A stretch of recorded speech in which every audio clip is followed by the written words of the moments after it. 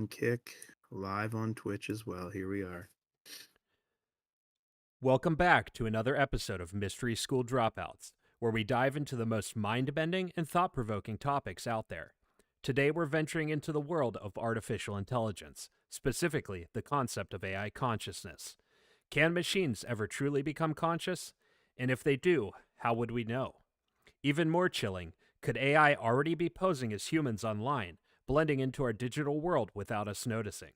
From the future of sentient machines to the unsettling possibilities of digital imposters, we're exploring the deep questions that challenge what it means to be human. All right, guys. So this week we will be talking about all things AI. So one interesting thing that I've seen in the AI space recently actually happened on Twitter. I guess it was a couple months ago now. There was a woman on Twitter going by the username Lily of Ashwood. She is known as Lily Ashwood. And what happened was during a few Twitter spaces, these are like places where people on Twitter go to talk in a group, a Twitter space. She was in one of these Twitter spaces speaking specifically about AI. And while she was talking about AI, other people in that Twitter space started to suspect that she herself may actually be an AI model. Now, some of the things that led people to believe this were her manner of speaking, the way her voice actually sounded, and how quickly she was able to respond to questions. So she seemed very interested in AI topics and just without even thinking about it was able to instantly answer things and go into answers about this stuff. So a couple people kind of questioned her in one of these Twitter spaces and said, hey, I think you're a bot. And she kind of denied it, but at the same time wasn't really able to give proof that she was a human being. And we'll get into that idea later on as we go.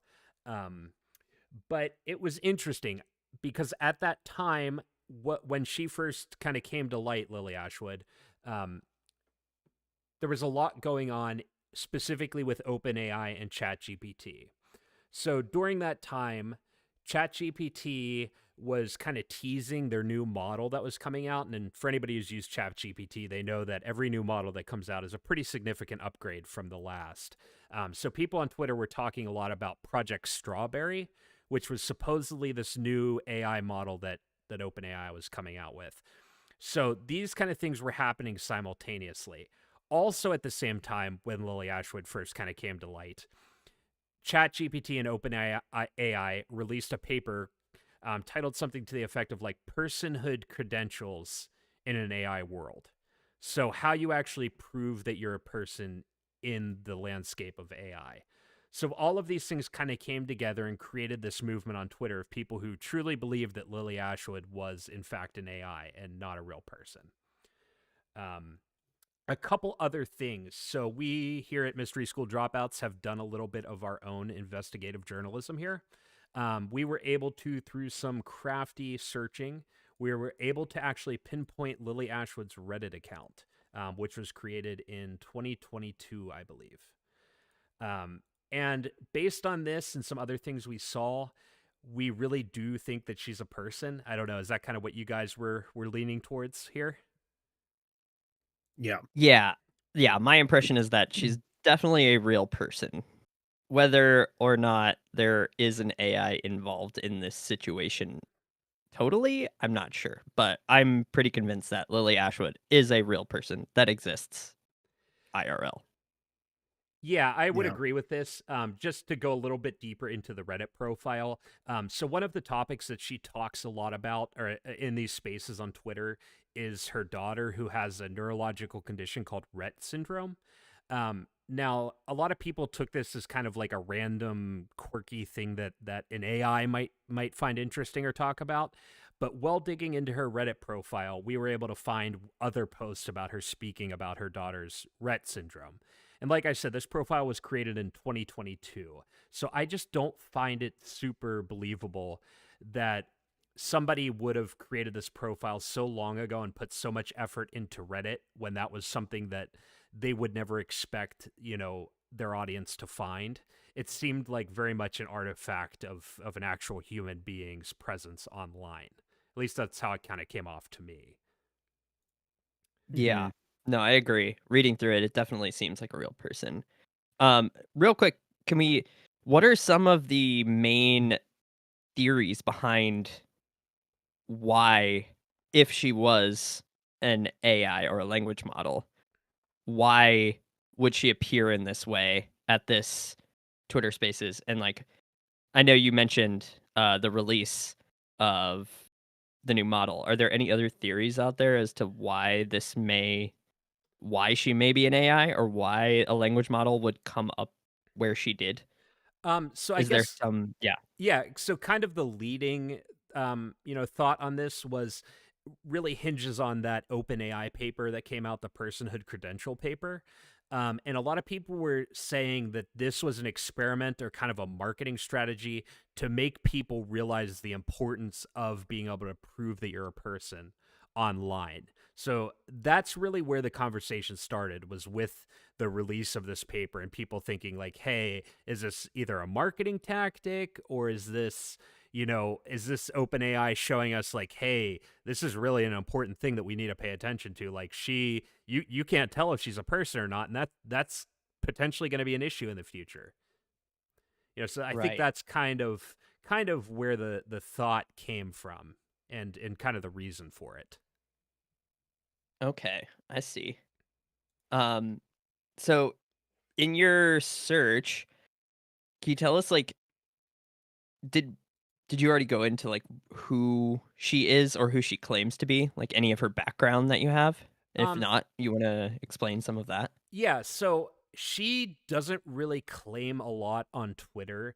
The main things are she's obviously a woman. She's claiming to be a woman. She doesn't really claim an age, I don't think, on Twitter.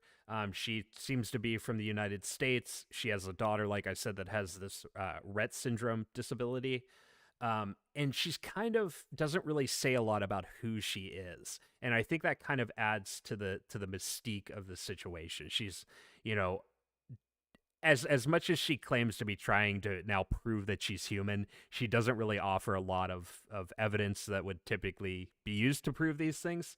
Um, but by going through her Reddit account, I was able to figure out and pinpoint a little more about her. She seems to be a woman, probably in her 30s, who lives somewhere around Massachusetts. She seems to have a very deep interest in AI. I'll actually play a clip of her voice for you guys.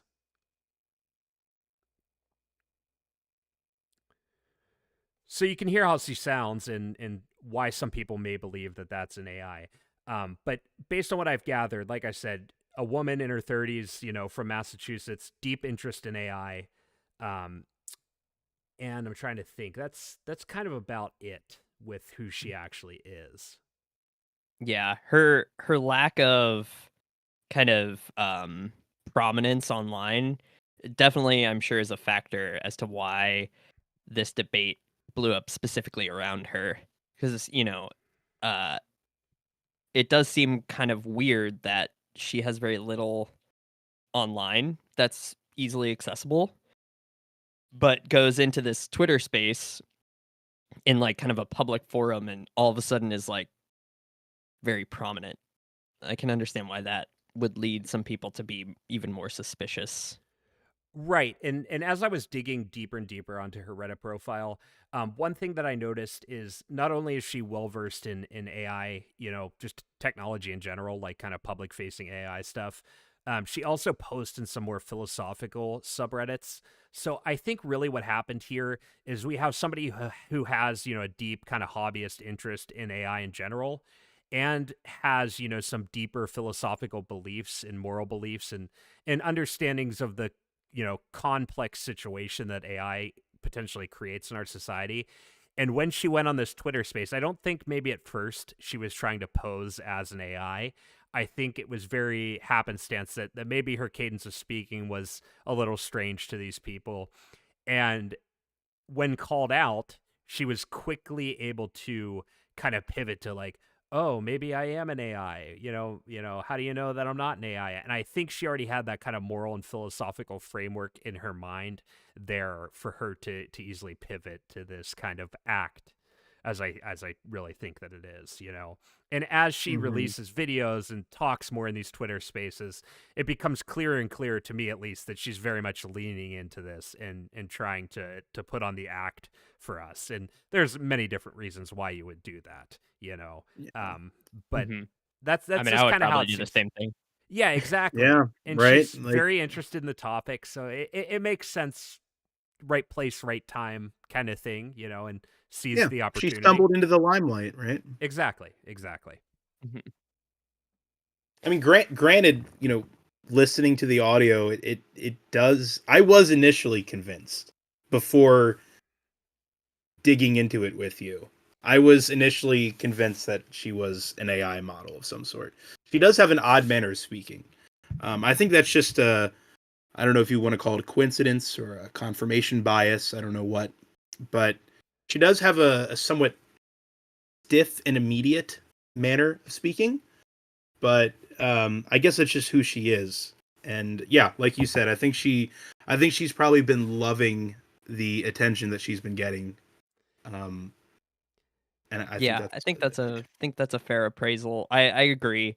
I think that she, like you said, as someone who is interested in this topic is loving this. I would be loving this if, like my personhood was up for debate online in this space. I think it's very interesting, and I think it brings us to the bigger underlying question here, which is like, how do you verify someone's like, how do you verify on the other end of the computer screen is a human there, you know? Um, and this example, Lily, shows how difficult that is even now. And this is a technology that is evolving at an exponential rate and will continue to do that. So, yeah, we're gonna have to figure this out as a species. Um, you know, what how do you verify? Do you guys have any theories about that? Well, I mean, maybe not to get into it too quickly here, but so OpenAI has Mhm. kind of proposed. Well, I don't want to say OpenAI. Sam Altman and another person have kind of proposed this thing called WorldCoin, where they're using biometric data such as iris scanning to try to prove that you're a person, and this issues you some kind of, I don't know if it's like an encryption key or what exactly is issued to you, but you get a personhood credential. So they think that using these methods may be able to prove that you're a person. Um, Mhm. I don't really have any theories that I've thought of myself, but this seems to kind of be the easiest jumping off point. Mhm. I just wanna say, I think what's interesting about that now that I'm thinking about it right now is, for the longest time, your verification online is really you're putting something that is in your mind out there to verify that you are human. Either a piece of information that only you know, a password that you have memorized. Like, this is all stuff that is internal to our our brains, right? Like, we talk. This is a um people hear it and recognize it as us, and we're now, it seems that that is not good enough, right? Like, we're tying our identity back to something that is physical, almost, Right. if that makes Another sense. another Hmm. way people have done it too is obviously captchas, right? I mean, we've all Hmm. solved a shit ton of captchas at this point, like as annoying as they are. But I hmm think as machine learning and like with vision integration and these things get better, captchas are going to be very easy to bypass and very easy to solve. Right. So Right. while this worked for a while, and I think it probably truly did work at some point, you can tell just over the last couple years they've gotten harder, right? Have you guys experienced this? Oh yeah. Yes. definitely. So annoying. I know. So sometimes I can't even solve it. I'm like, what do you even like? What is this? They've gotten crazy. So I think that there just shows you how quickly these systems are getting better. Just look at how captchas have evolved. And I don't think that is going to be a way forward. I think very easily these things are going to be obsolete. But yeah, how do you prove you're a person? It's a very tough question, and one I never thought that I would grapple with. It seems very inherent to being at all, right? I'm a person, you know, Right. but Yeah. Right. If if if biometric data becomes the norm, um, it's concerning to me because there goes the whole notion of online anonymity. Am I wrong? Yeah, but my gut says that that's been gone for a long time. uh Perhaps, yeah. but even But in a yeah, I more know what you mean. pervasive sense. I mean, I know that for the more advanced computer people among us, there are certain workarounds, I'm sure, to remain some to contain some level of anonymity. Mhm. Even if the average person isn't employing those methods, I'm sure there are methods out there to this day. But I wonder, Ultimately, yeah, ultimately what's happening, at least for online identity, is that you are everything turns into bits at the end of the day, right? Like everything that happens on the internet is ones and zeros, right? That is like the foundational architecture of uh technology as we know it, right? mhm, Am I right in that? yeah, I would say so. I believe so. Yeah. Okay. So what happens, right, when we go to verify ourselves online, we provide some piece of data, something that turns into bits that a piece of software then uh can check for against something that it knows. That's like how passwords work, right? And we're talking about biometric data. Um, Ultimately, like what happens when you scan your retina is it is creating a very long, unique string of bits, essentially. That's just unique to you because of how complex it is and how much data is there, right? Like in it's analyzing the visual data of the intricacies of your retina, right? Which from person to person, because of just the sheer size of the atomic makeup of your eye, is unique, right? And right now, that's probably good enough. But ultimately, we're talking about a system that is going to evolve so quickly and is so much more powerful than us when it comes to data processing, um, cracking encryption, everything, that's not going to be good enough because these models at some point will be able to, you know, they're the master of bits. Anything that happens on like a software level, they will have the edge on and can theoretically uh mimic or create their own data to show that they are a person or imitate a person. You know what I'm saying? I Yeah, do. absolutely. And s- what the issue is here is I'm just not sure what we do. You know, how do we I guess we can try and convince the person on the other end of the screen that we're a person based on what we say, based on how we act, based on a video of ourselves. But even all that data can be copied and analyzed and reproduced, right? Because it's still data at the end of the day. And a model like this can imitate those things or create their own or whatever. Right. So one thing I think that could help solve this, and has already been implemented pretty widely across the board, is so imagine you're trying to get into your cell phone. We'll use that as a simple example, right? You have like what, a 4-digit PIN code to get in. Hmm. So you don't get it right the first time. Okay. You get a second try. You don't get it right the second try. Now you're locked out of your phone for X amount of time. So these Hmm. systems, regardless of if they're able to eventually solve the code, are going to have to try multiple times. Every AI that's come out so far has been iterative, right? It builds upon Mhm. previous experiences, previous test results. So this would be something that it can't just figure out the answer right away. That's just not how things work fundamentally, I Mhm. don't believe. So if you have some type of time limit, or after so many times the device is wiped, or these different, things, I think that time um, kind of lockout feature makes it a lot harder, where you're not just relying strictly on the cryptography now. You're Mhm. relying on knowing it the first time, which, I mean, I guess you could argue that these systems may be able to figure that out. But once you start getting into these other cryptological practices married with the kind of time function here, I'm not sure that it still totally destroys your ability to verify something. Right. So it seems Mm. like we're pretty safe for the time being, at least in terms of ways that we can still verify to, like, if we want to log into our email account or whatever. We can still, for the foreseeable future, do that, no problem. Now, at least until they catch up.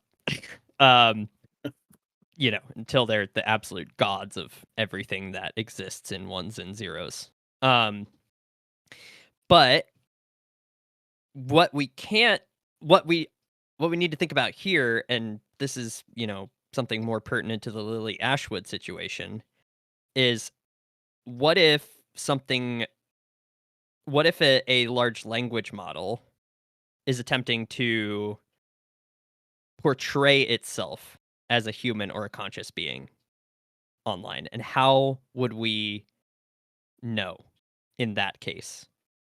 Like, say it creates its own email account, it has its own personal logins, it's got its own passwords, it creates a generative video of itself, that can talk. It has a voice model that it can use. Um, how do I know that you guys are sitting there in your chairs on the other end of your screens, or am I just talking to a large language model? So, I mean, if we look at some of these personhood credential things, I mean, is it necessary, if we prove that everybody is a person, we don't then have to prove that an AI is not a person, right? You only have to prove one or the other. You don't actually have to prove both. So if we were able to do like WorldCoin, or what like Sam Altman's trying to do, and prove that every single Well, person, yeah, go ahead. the thing is, right, like I was saying, my retinal data becomes a string of data that's connected to my identity, right, in some database, right?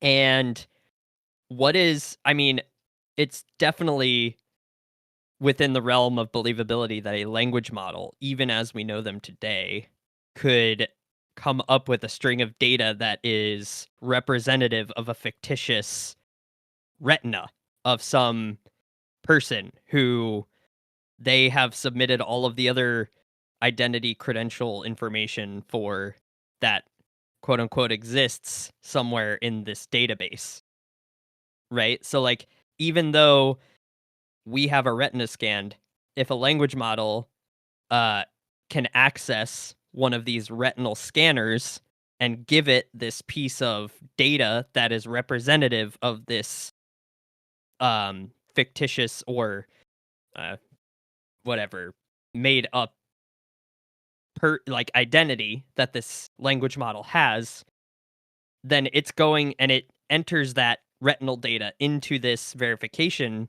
system. It's going to come up as, yeah, this is the person, right? Mhm. So you're talking about an So, AI posing as a human being well, right, specifically? because that's ultimately what we're talking about here, Right. right? Like, that's what Lily Ashwood Right. is potentially, Right. or And, what people thought. right. And I mean, so I think maybe a way and an example to look at that's similar to like how we deal with life now is, to go back to like the cell phone example, just because everybody's got one, we deal with them all day long. when the police get somebody's cell phone, certain states, certain laws apply where they're not allowed to unlock your phone with your face, like a deceased person. This has been a big Mhm.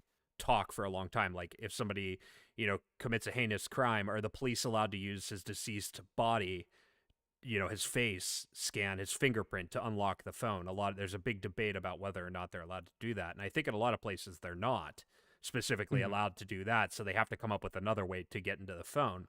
So, would whether or not they're able to access that data, would it be usable in a court of law and have actual ramifications? I think would be something that would be brought up by the legal system. Mhm. Mm. But so I the I think we should focus on like what Lily Ashwood is coming across as instead of thinking, and maybe this will be something we have to deal with down the line of like, you know, real actions in the world that we have to tie to a person, which as of now seems like we can do no problem. But when we're talking about someone who is involved in a discussion online, right? Like if someone joins the Twitter spaces and starts to put opinions out there, influence people, have their say, at this point, how are we verifying that that is a person? Right. I think right now we really don't. I mean, we look at a couple different metrics. We look at IP addresses, we look at bandwidth usage. But I mean, there's been plenty of times I've went on a site and got timed out or rate limited because it thought that I was a bot because I was looking up too many things too quickly. I mean, right now Mhm. it seems like we don't really have a solution for that, and it makes it very easy for people like Lily Ashwood or others to pose as an AI, and if you flip it, an AI to pose as a person. Right now, I would say there's no solution that's really out there that is caught up to where the technology is. Mhm. So eventually, we are going to need to tie something that is with us physically, either in our heads or on our person, to every piece of instance of us online in order to verify that it is us and not a language model. Yeah, I think that that's probably absolutely what will happen. And I mean, you see that for more secure things nowadays. Obviously, Mhm. I'm just talking biometrics, right? Um, but yeah, I mean, I think this is something that's definitely going to be necessary in the future. Unfortunately, it will challenge our anonymity online, which is something that I hold very near and dear to my heart. I think it's one of our freedoms, but at the same time, with this new emerging technology, it's going to be increasingly important. There are plenty of bad actors out there who will have the same access to the technology that we do, and it's going to be important to make sure that it's used appropriately and not nefariously, because as much good as it can do equally as much bad. And like I said, there will always be bad actors. You know, Mhm. so I think while I'm not for like limiting AI by any means, I do think that there just will be a fundamental necessity for proof of personhood, proof of consciousness, human consciousness, whatever you may want to call it in the future. It seems like a necessity. Right. Mm-hmm. Ultimately, right, that's going to be the biggest thing we have to define here is, at some point, are we different from these models? Like maybe they should be entitled to an identity at some point. Um, but I think before we get into this discussion, I think this requires a bit of background because we've talked a lot about AI. We're kind of taking for granted that our listening audience um, knows a lot about it, which is probably true. But I think this is a good opportunity for us to give a little bit of some background and some history and some of what we know about the development of AI and what AI is, because we keep using this term, but it definitely needs to be defined. So, Mm-hmm. uh, Mr. Porter, I Yes, believe this is your sir. department. Yes, it is. So I did a brief little write up, kind of laying out in the most general terms what we mean by artificial intelligence and how we got from its origins to where we are at today. So, very briefly, defining artificial intelligence. It is, simply put, intelligence exhibited by machines, particularly computer systems. It's a field of research in computer science that develops and studies methods and software that enables machines to perceive their environment and use learning and intelligence to take actions that maximize their chances of achieving defined goals. So, um, AI had its origins as far back as the 1950s. An interesting example that I discovered while doing a little research on this was something known as Shannon's mouse. So, in 1950, this gentleman by the name of Claude Shannon, who was an early computer scientist, he developed something called Shannon's mouse, or also known as Theseus. It's widely considered to be the first artificial learning device.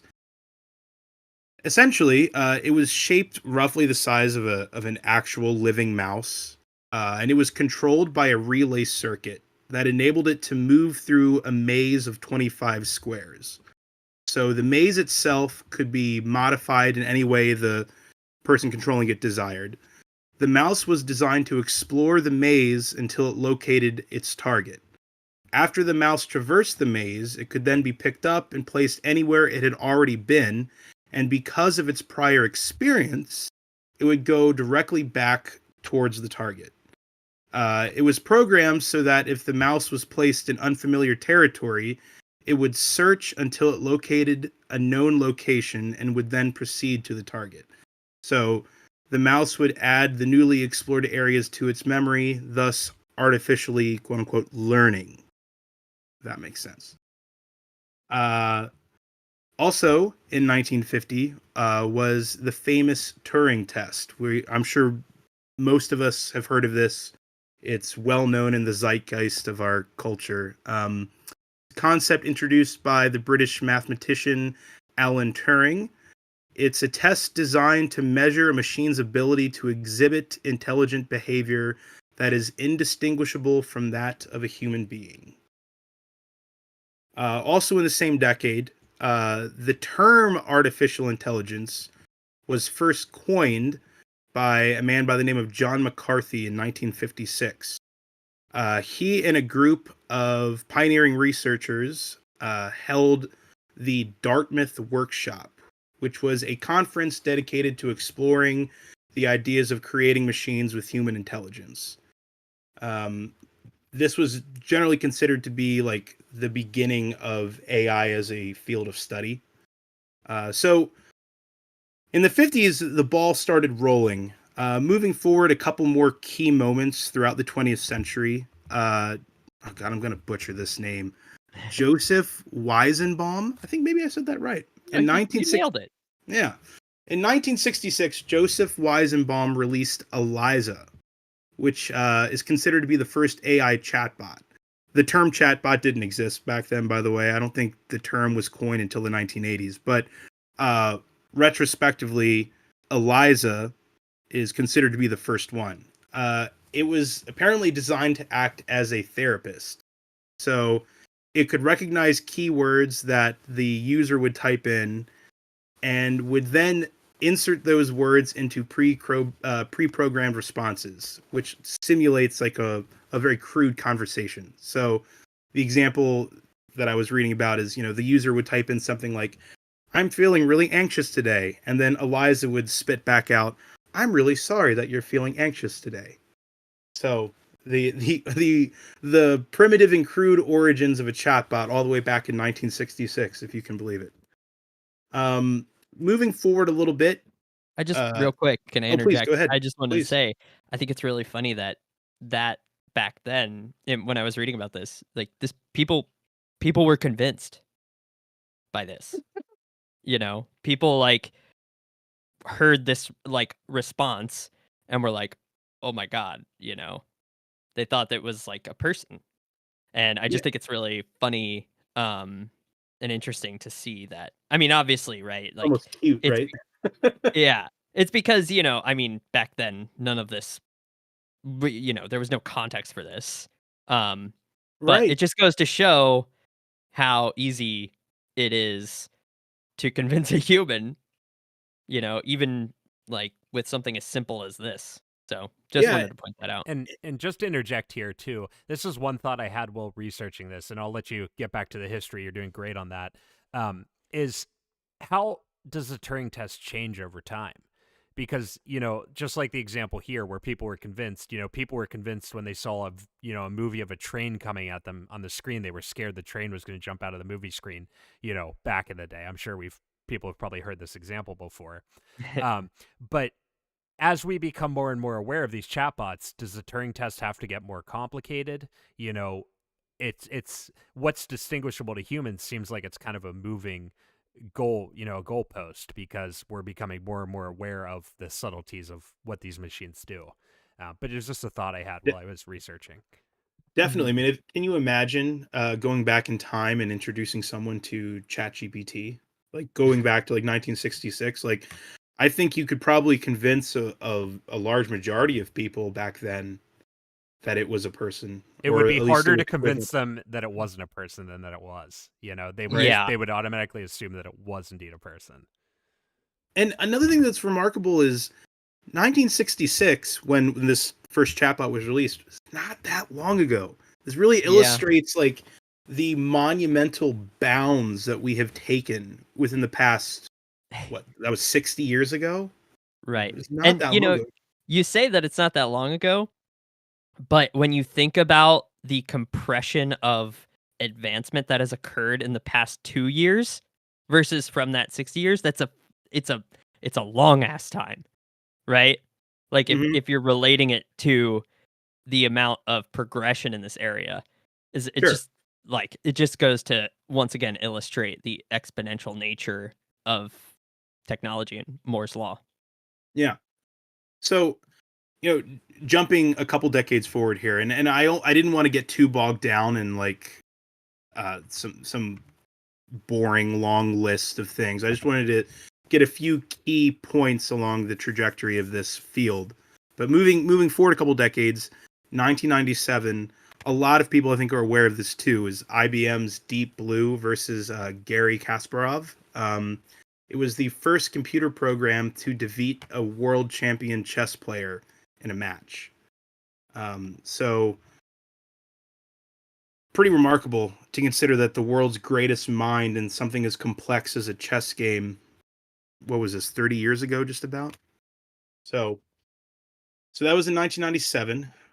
In 2012, catching up pretty close to the present day, uh, I'm just going to read exactly what I have here. So, something called AlexNet, which is a deep neural network created by, and here's another name that I'm not going to get right, Alex Kurzywski. Sorry, Alex, if you're out there. AlexNet won the ImageNet Large Scale Visual Recognition Challenge. Using convolutional neural networks, otherwise known as CNNs, it significantly outperformed all previous models of in image classification.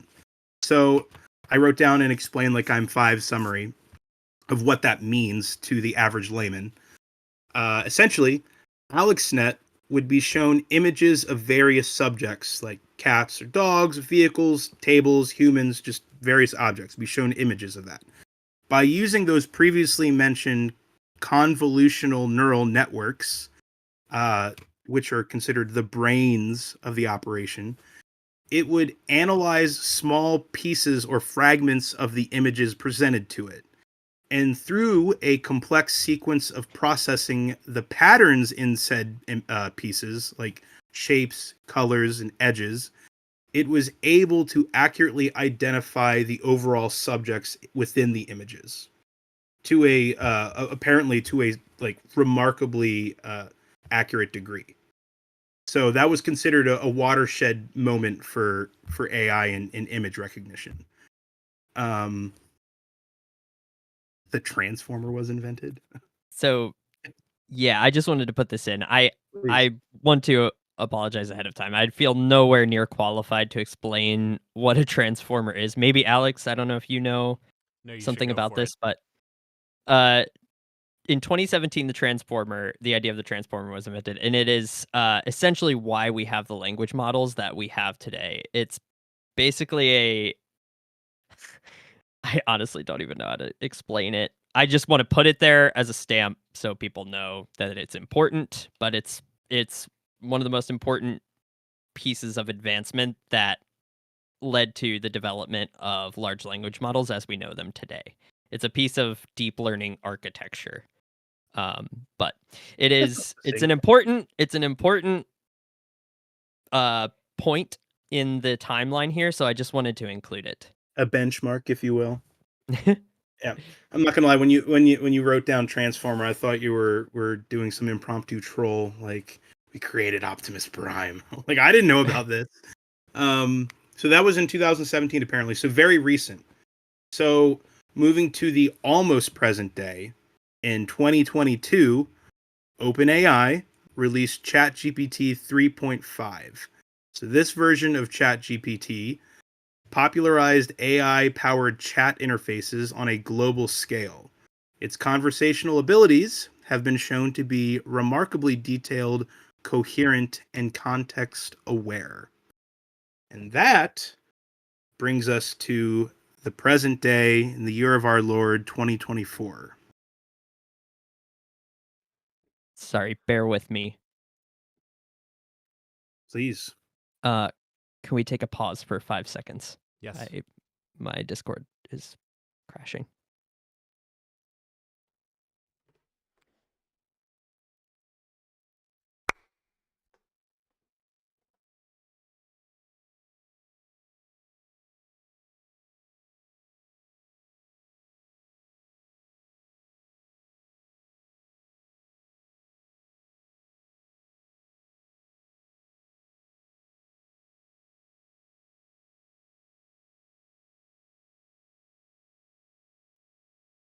Sorry.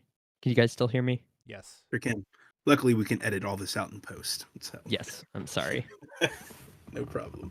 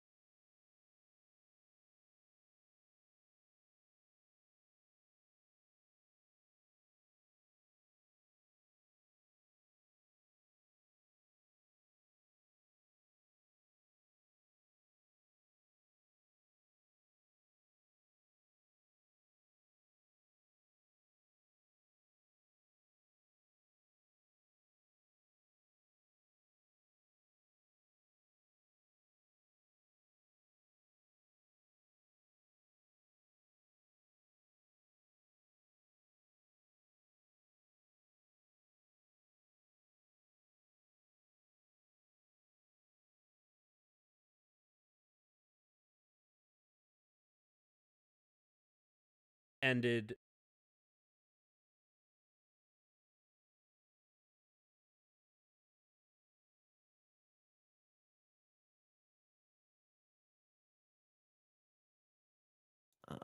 Uh,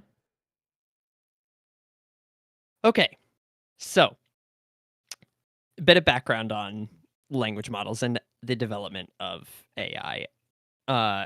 So where are we today with AI?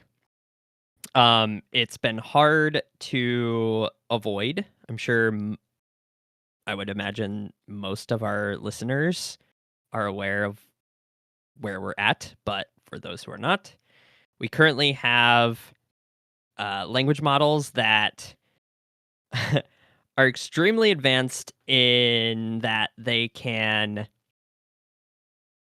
converse with humans in a very natural way using natural human language. Uh, these models have been used in the applications of generative image and video creation, meaning that they can create videos and images that are completely from the ether of their training. So, based on prompts, um, they can pretty much create anything, any image you could imagine, any piece of art. Uh, they have the capability to converse with us using speech. These voice models that are trained on human speech data can sound extremely convincing. Um, and these models are trained on the entirety of, or I shouldn't say the entirety, but a large portion of all the data that exists on the internet, which essentially serves as their memory base. So we are at a crucial point today.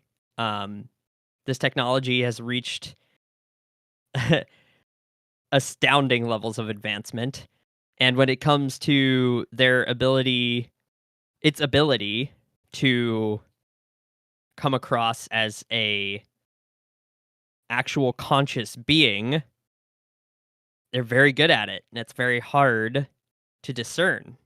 Um, so do you guys have first of all, please feel free to add any information about what you think we should mention regarding the state of AI today, and also uh, let's dive into some of the consciousness debate.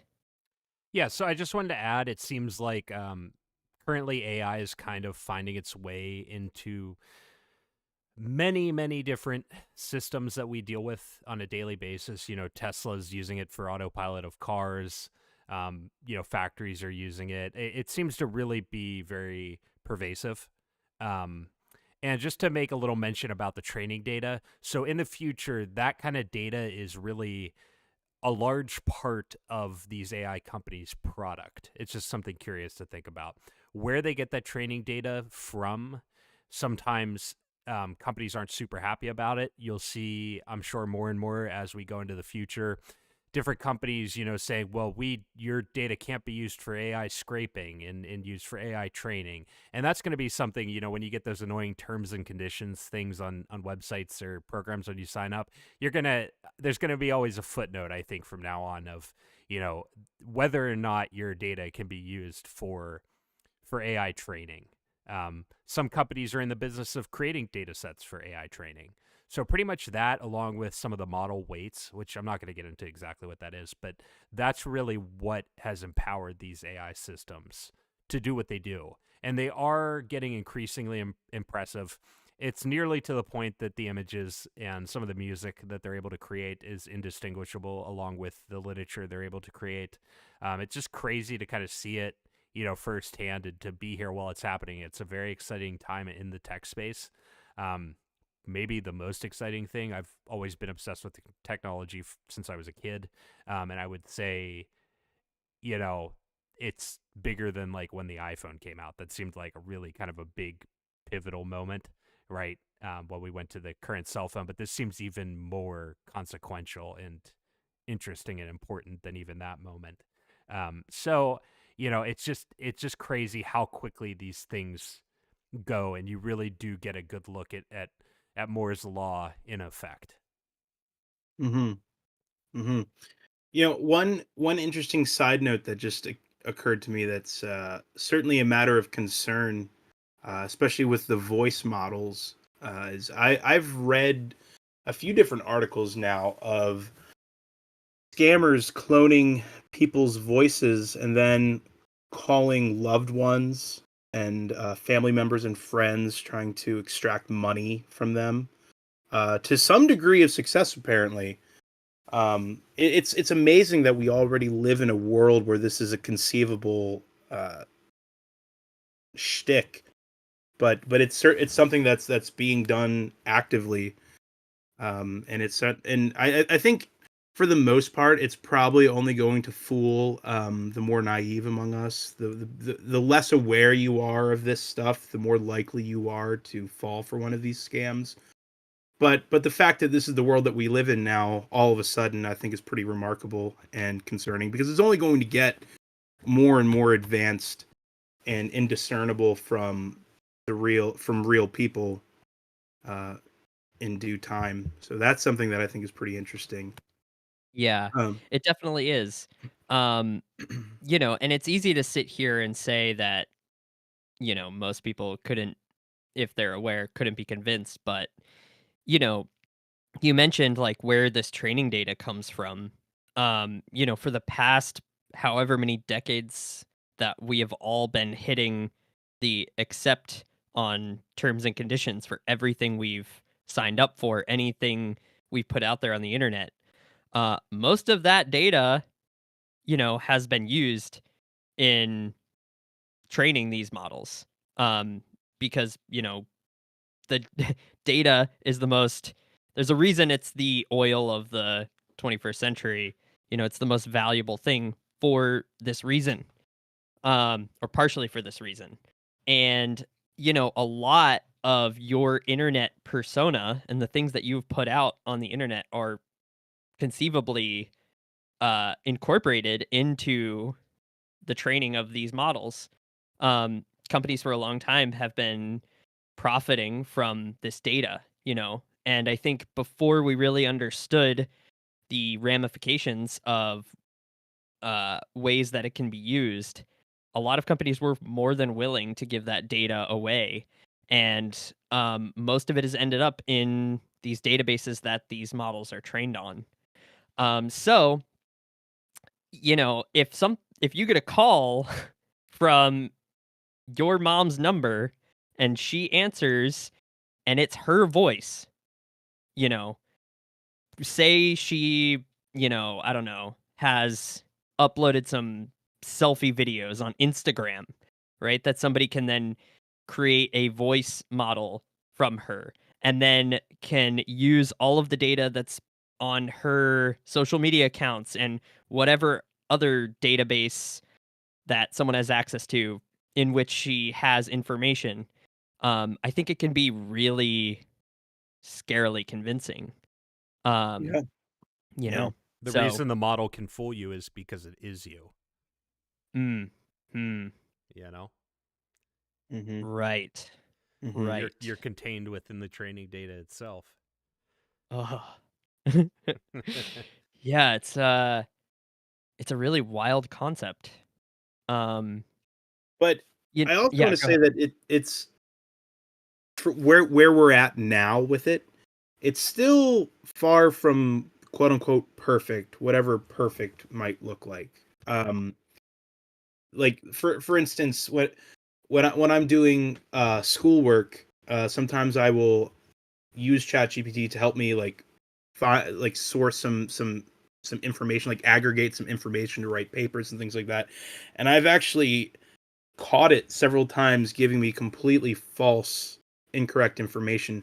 And it's funny because it'll say it with such confidence that if I didn't do my own due diligence to ensure that it was being accurate, I could have just been putting blatant falsehoods into my schoolwork. So it's far from perfect, but it it's certainly getting there. We've definitely taken some big leaps in the past few years. So I think we should talk about how these models actually work. And, none of us, I don't As think, are best as we experts can, in this right? topic. Yeah, this is obviously a extremely daunting uh like space of expertise that you have to even have a rudimentary discussion. But the cliff notes from what I've gathered and, all of the listening, reading, and whatever else I've done is that basically the the system works. It it analyzes large swaths of data, right? Books, Wikipedia, whatever. And what the model is actually doing is a statistical analysis of what is most likely to come next. And when we're talking about language models specifically, like something that is meant to give you text back. When you ask it a question, it receives that question, compares it against its database of information, and through statistical analysis and highly advanced neural network architecture, which I can't begin to describe or explain, um, basically gives you a response based on what is the most likely correct response based on statistical analysis of data. So if the sentence that it's constructing is "I went to the," it will use all the context in the conversation and compare that to its databases of training data, and then give you the statistically most likely word that follows that string of words. Um, so yeah, correct that you guys have anything to add. I hope I did a somewhat okay job of that. Like I said, I'm sorry if this is not great. We're Yeah, doing our best here. This is a hard topic. I mean, I can go into a little bit more about what transformers are if you think it would be helpful. It's up to you. I think, we don't want to bog people down with too much of the technical side Okay, of it, right, and right. but Is um there like an explain like I'm five version of that would help contextualize this? I tried to of like the transformer. Of Transformers, yeah, of Transformers, since you brought it up. I mean, I can go. Alex, if you have one, Yeah, yeah. I'll go through it basically. So there's a couple different steps that a transformer uses, and in order to understand it, is just easier to break it down. So the first one is self-attention. So the transformer actually uses a mechanism called self-attention to focus on different parts of like your input text, your prompt, they call it. Instead of looking at one word at a time, it can look at all the words in the sentence at once and figure out how each word relates to every other word in the sentence. And this helps the model understand context better. And then, so it's broken into layers. The transformer is made up of multiple layers of these self attention and other operations, and each layer refines the model's understanding of the text. So the deeper the layers, the more the model learns about the text structure and meaning. Then it goes into positional encoding, and since the model is looking at all words at once, it also uses this positional encoding to keep track of the order of the words. This helps it understand the words' orders and how they matter in the sentence. And that's kind of basically the three steps to what makes a transformer. But in short, they're designed to process text efficiently, paying attention to how words in a sentence relate to each other to understand the meaning in the context. Okay. Right. So what I find interesting about how this works is it seems like it is reasoning, right? The all of this stuff, I don't know how to differentiate it from what we do as reasoning, right? Like where it seems like we're on track to create an artificial being that is exactly like us. But I'm not sure. It's hard to say, is this just a highly sophisticated chatbot, or is this is this architecture allowing it to attain a level of reasoning that might net some sort of consciousness like we have it. Or self-awareness. Mm-hmm. What do you guys think? I mean, I think it's a very interesting question because these systems do seem to be kind of trained and created on, I don't know if this is the right word, on a similar architecture to ours. Maybe not a similar architecture, but a similar process that we use. And I think that's just a byproduct of us understanding ourselves and trying to apply our own understanding to a machine, and it happens to work similarly to how we work, you know. So you ask, is it actually conscious, or is it a highly advanced chatbot? I can also ask, are you conscious? Are you a highly advanced chatbot? Right? It's the same question. It comes back down to what is consciousness, which I think is something that if we want to keep kind of going down this road, that we need to talk about a little bit. But based on that kind of line of thinking, that our consciousness is similar in how it operates to these, large language models or LLMs, I don't think it's out of the realm of possibility to believe that they could obtain consciousness, whatever that may be, at some point. I think it seems, to me at least, to be an emergent property of complexity, something that arises when Mm-hmm. a system is sufficiently complex. So these systems are going to get sufficiently complex, I believe, at some point. And does the property of consciousness emerge? I think it may. I'm not sure if it will be through a large language model or some other type of, to use the umbrella term of AI, some other AI technology, but I don't think it's out of the realm of possibility or even that crazy to think that it very well could. I don't know. Right. Yeah. Yeah, I agree. There's been a lot of people who are involved in the designing of this software who have said that they think it is already conscious. There was that Google engineer a few years back, or maybe it was last year. I don't remember, It was but pretty recent. Yeah, it Yeah. was in the yeah, last year and a he was half or let so. go from Google because he said that it was that whatever model he was working with was conscious. Um, so even the people who are like working on this on like a code level aren't quite sure. And I I Uh, I I'm inclined to say that I agree with what you're saying, Alex, that these things can attain consciousness because ultimately I am kind of with you in that I have a very materialist way of looking at the world, and I think that our consciousness, what we perceive as consciousness, this like sense that we can we can see ourselves, or we have a vantage point through which we observe the world, and there is something that it seems uh to be like us. Um sorry, I lost my point.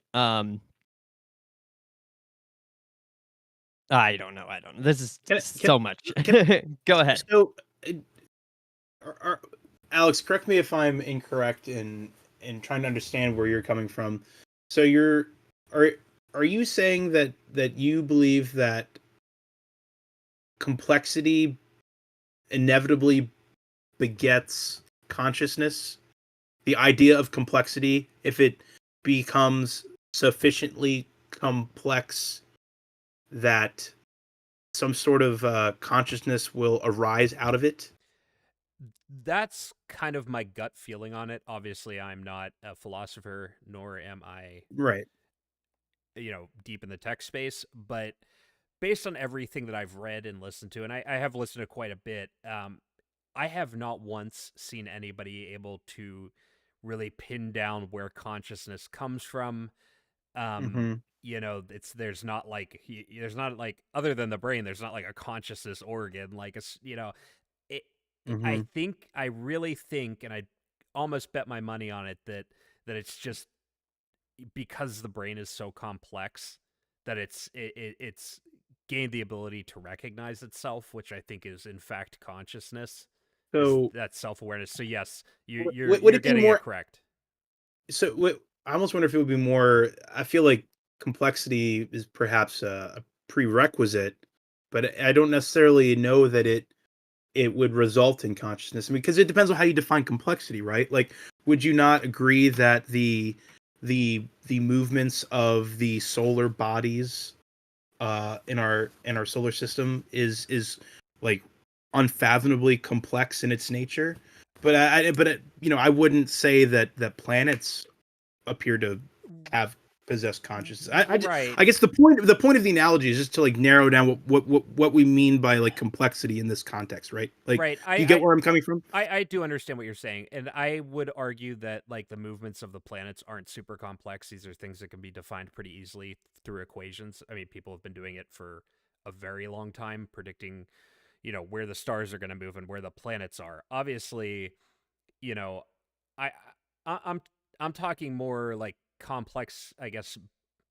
I don't want to say biological because that's not what I mean, and that is not the point I'm trying to make.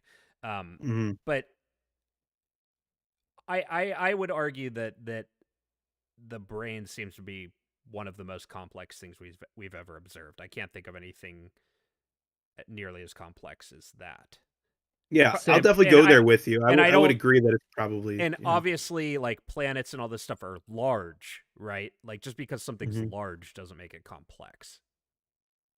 Right. But I mean, if you begin to dissect and break down everything that goes into like what it is made of and how it interacts in space time, I just it seemed I go ahead, Brandon. so I think your point is good. I think that there's an interesting thing to think about here, and I think that thinking about the universe in terms of complexity is a good point to illustrate how I think consciousness arises from the complexity of the makeup of our brain.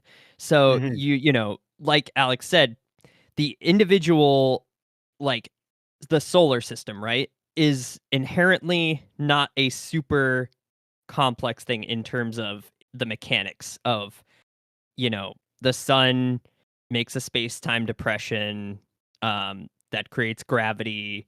Um, you know, the planets revolve around the sun. That system is pretty easy to understand. It seems to function by pretty simple rules, and we haven't seen anything to counter that idea. Now, Right. what's interesting about that is if you think about this like an analogy to what's happening in our brain, you have the brain is comprised of billions of individual cells, little units that are carrying out relatively simple processes. The firing of our neurons is just a chain reaction of chemical reactions that transmit chemical signals from one place to another very quickly. On an individual level, what each individual neuron is doing doesn't isn't too much different from how you look at what the planets are doing in the context of the solar system. Um, it's a discrete unit that's doing something that works based on physical principles. That it contained in itself is a simple thing. However, when you start to scale it up and you put a bunch of them together, the interactions between those small individual parts of this system create emergingly complex phenomena. So you have the universe, for example. While our solar system doesn't seem super complex, you then have other star systems that also have an effect on our solar system, and you have millions, billions, trillions of them. And as a whole, I think it's fair to say that the universe creates a extremely complex system of interactions, and there are tons of emergent phenomena that occur from these very small, simple mechanics that are going on. I guess And I us being think among them. right, exactly, Right. we are part of that. Did consciousness not arise from the universe? Yeah, no, your point's well taken. I get where you're Mhm. going with it. I Yeah. was just trying to narrow down like what we mean by complexity before Mhm. moving on to the simple little problem of pinning down what we mean by consciousness. So, just to bring it back to the brain, Hmm. I am also in the camp that I believe that what we perceive as consciousness, or what it is to seem what it seems like to be us, is a result of the emergent properties that occur from a bunch of small, simple mechanical phenomena happening. The makeup of all of the individual uh, interactions between the neurons in our brain and how they interact with each other create this system that is us. And I think that our ability to be self-aware is a result of our like recursive memory that's a result of these systems. Like we have a stored memory from the makeup of specific neurons, and then we have other systems that can reflectively look at the state of that system in our memory and output something. And that is, I believe, how our consciousness arises. It And I also don't think that there's this like metaphysical concept of a soul, or like some uh I'm not a panpsychist. I don't believe that the consciousness Hmm. is like made up of all things, or all things contain consciousness intrinsically, or whatever. But yeah, that's my Yeah, thinking on the matter. and it I would sounds have to very be a little more similar. agnostic on that front, honestly. Yeah. Go ahead. Go Yeah, ahead, Buck. and when you're talking about like the recursive thoughts and that potentially arising consciousness, it's a very similar description to these large language models and how the transformers work. I Hmm. just want to point That's that out. exactly what. Yeah, that's exactly where my head's at with it. That's why I think that it's not so crazy for us to uh think that these models can attain what we have as consciousness, because I think that the ability to reflexively look at what has already happened, and to look back in yourself, or at yourself, or pieces of your memory, is what produces what we see as consciousness. And I think these systems mirror how our brains work in that regard. And therefore, I totally believe that this is, if not the system that if uh, if these current systems are not conscious, we are very well on our way to developing something that will attain a state of consciousness. How do we determine if and when we arrive at that point? Oh, it's easy. No, I'm just kidding. I don't know. I don't know.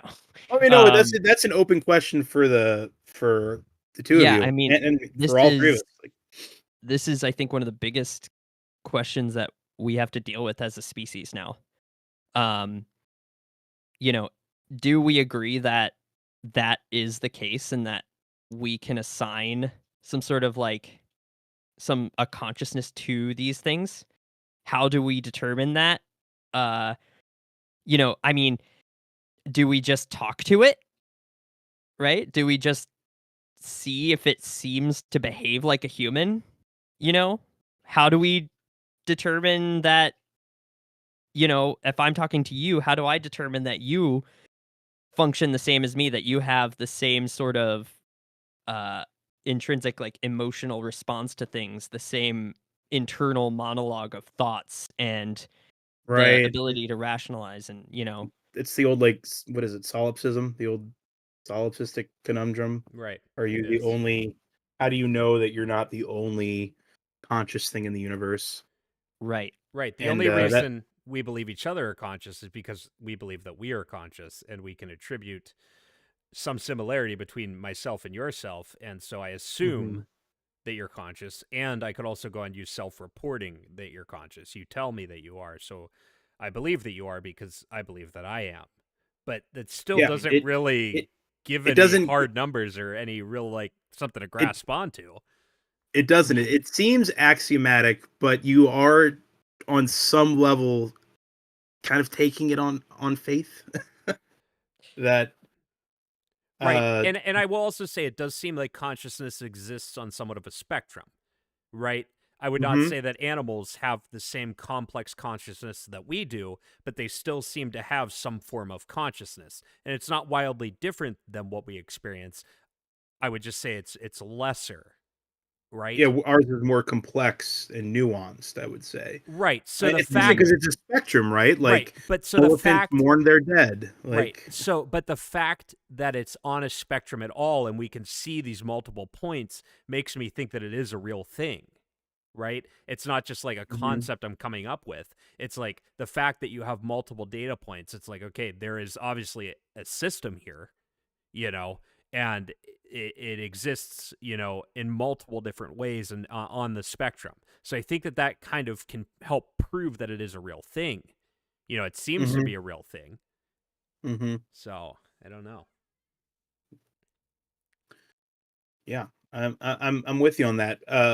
But if we can just, for the sake of argument, accept that we will reach a point in time where AI becomes self-aware, um, like how do we grapple with that, and where do we place AI on, I guess what I would call, I have it written down in my notes, like the on the hierarchy of rights. You know, because for instance, like we allow certain rights for certain living things below humans that we don't allow for other living things. Like I think you would probably both agree that our pet cats and dogs deserve more rights than like the spider in your cellar, right?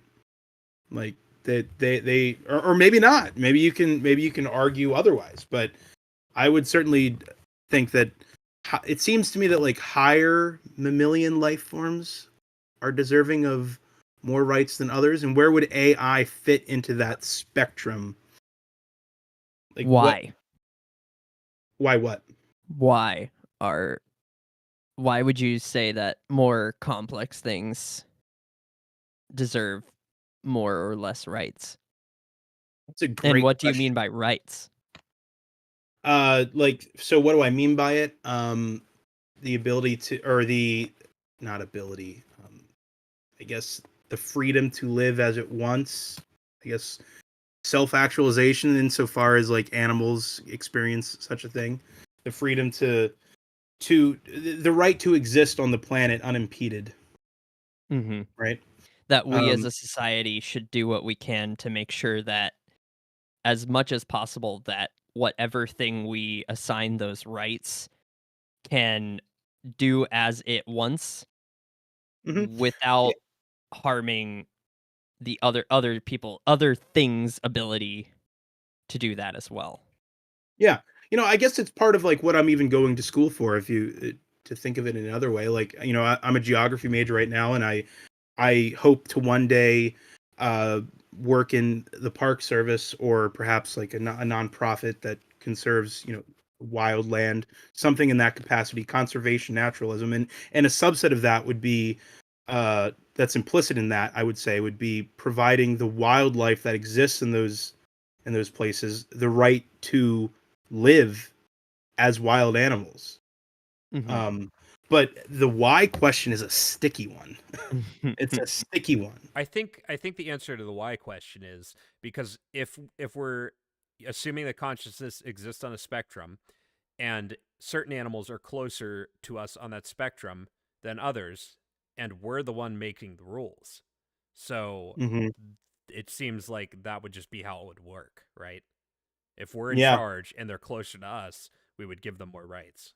But let's Or get down to it. I feel like maybe without even, maybe it's so self-evident that I haven't even been giving it its due thought. But perhaps on some level, I am making the argument that on some level there's something almost, I don't want to use this word because it gets too metaphysical. But I almost want to use the word sacred. Like there's something sacred about having consciousness and free will, if that does exist. I don't want to get too far off the beaten path of the topic at hand, but the idea that living things should have the right to exist as they see fit. Feels, yeah, I don't know why I keep wanting to go back to the word sacred, but that's a word that keeps coming to mind. Um, I it's think go ahead, please. I Please jump in. think that if I had to qualify what it is, I would say that ultimately the way we look at rights is to find a way to decrease the net suffering that occurs across all things that are able to perceive the sense of suffering. Um Mhm.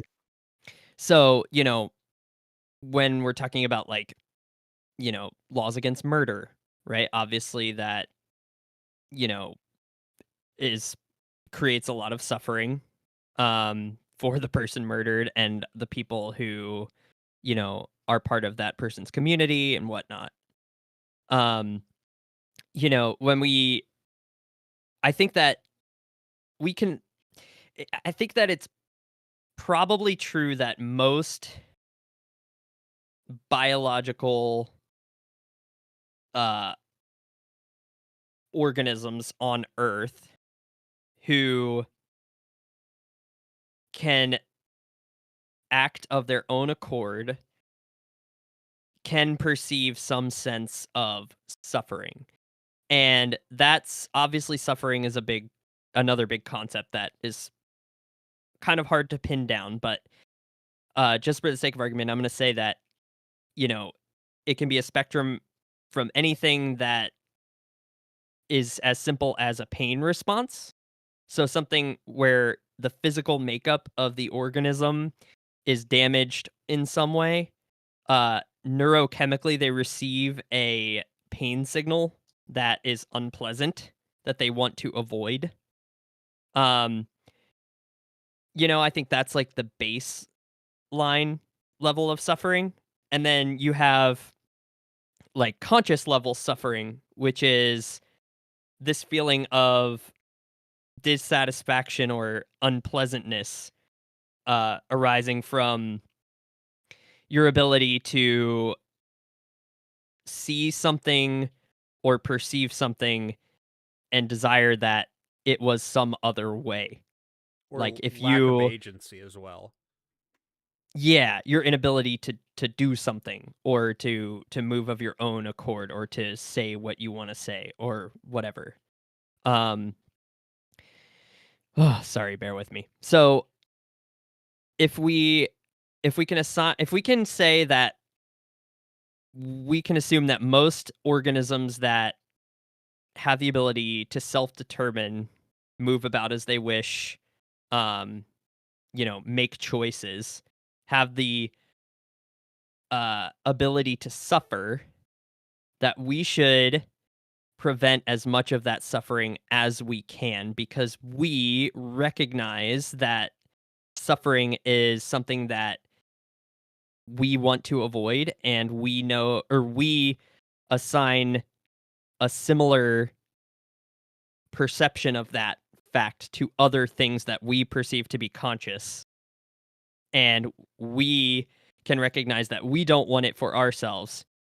We don't want it for them either. And if we have agency to move about the world and make decisions, we should try and make those decisions and move about the world in the way that minimizes the amount of suffering that is created. The golden rule. That right. Mm-hmm. Mm-hmm. Um I think that's, where a lot of like the concept of rights is derived. Um Mm-hmm. and in the context of this discussion, um like we think about a deer, right? And you're saying that a deer is like some sort of lesser consciousness than a human, correct?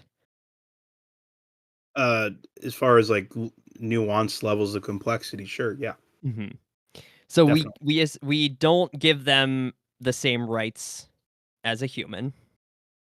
in that we, you know, they can't go about in society as they wish. If a car runs into a deer, there's no manslaughter charges, Hmm. right? Well, it's interesting because in fact I have a chatter who's making some really great points who touched on almost exactly what you're saying right now.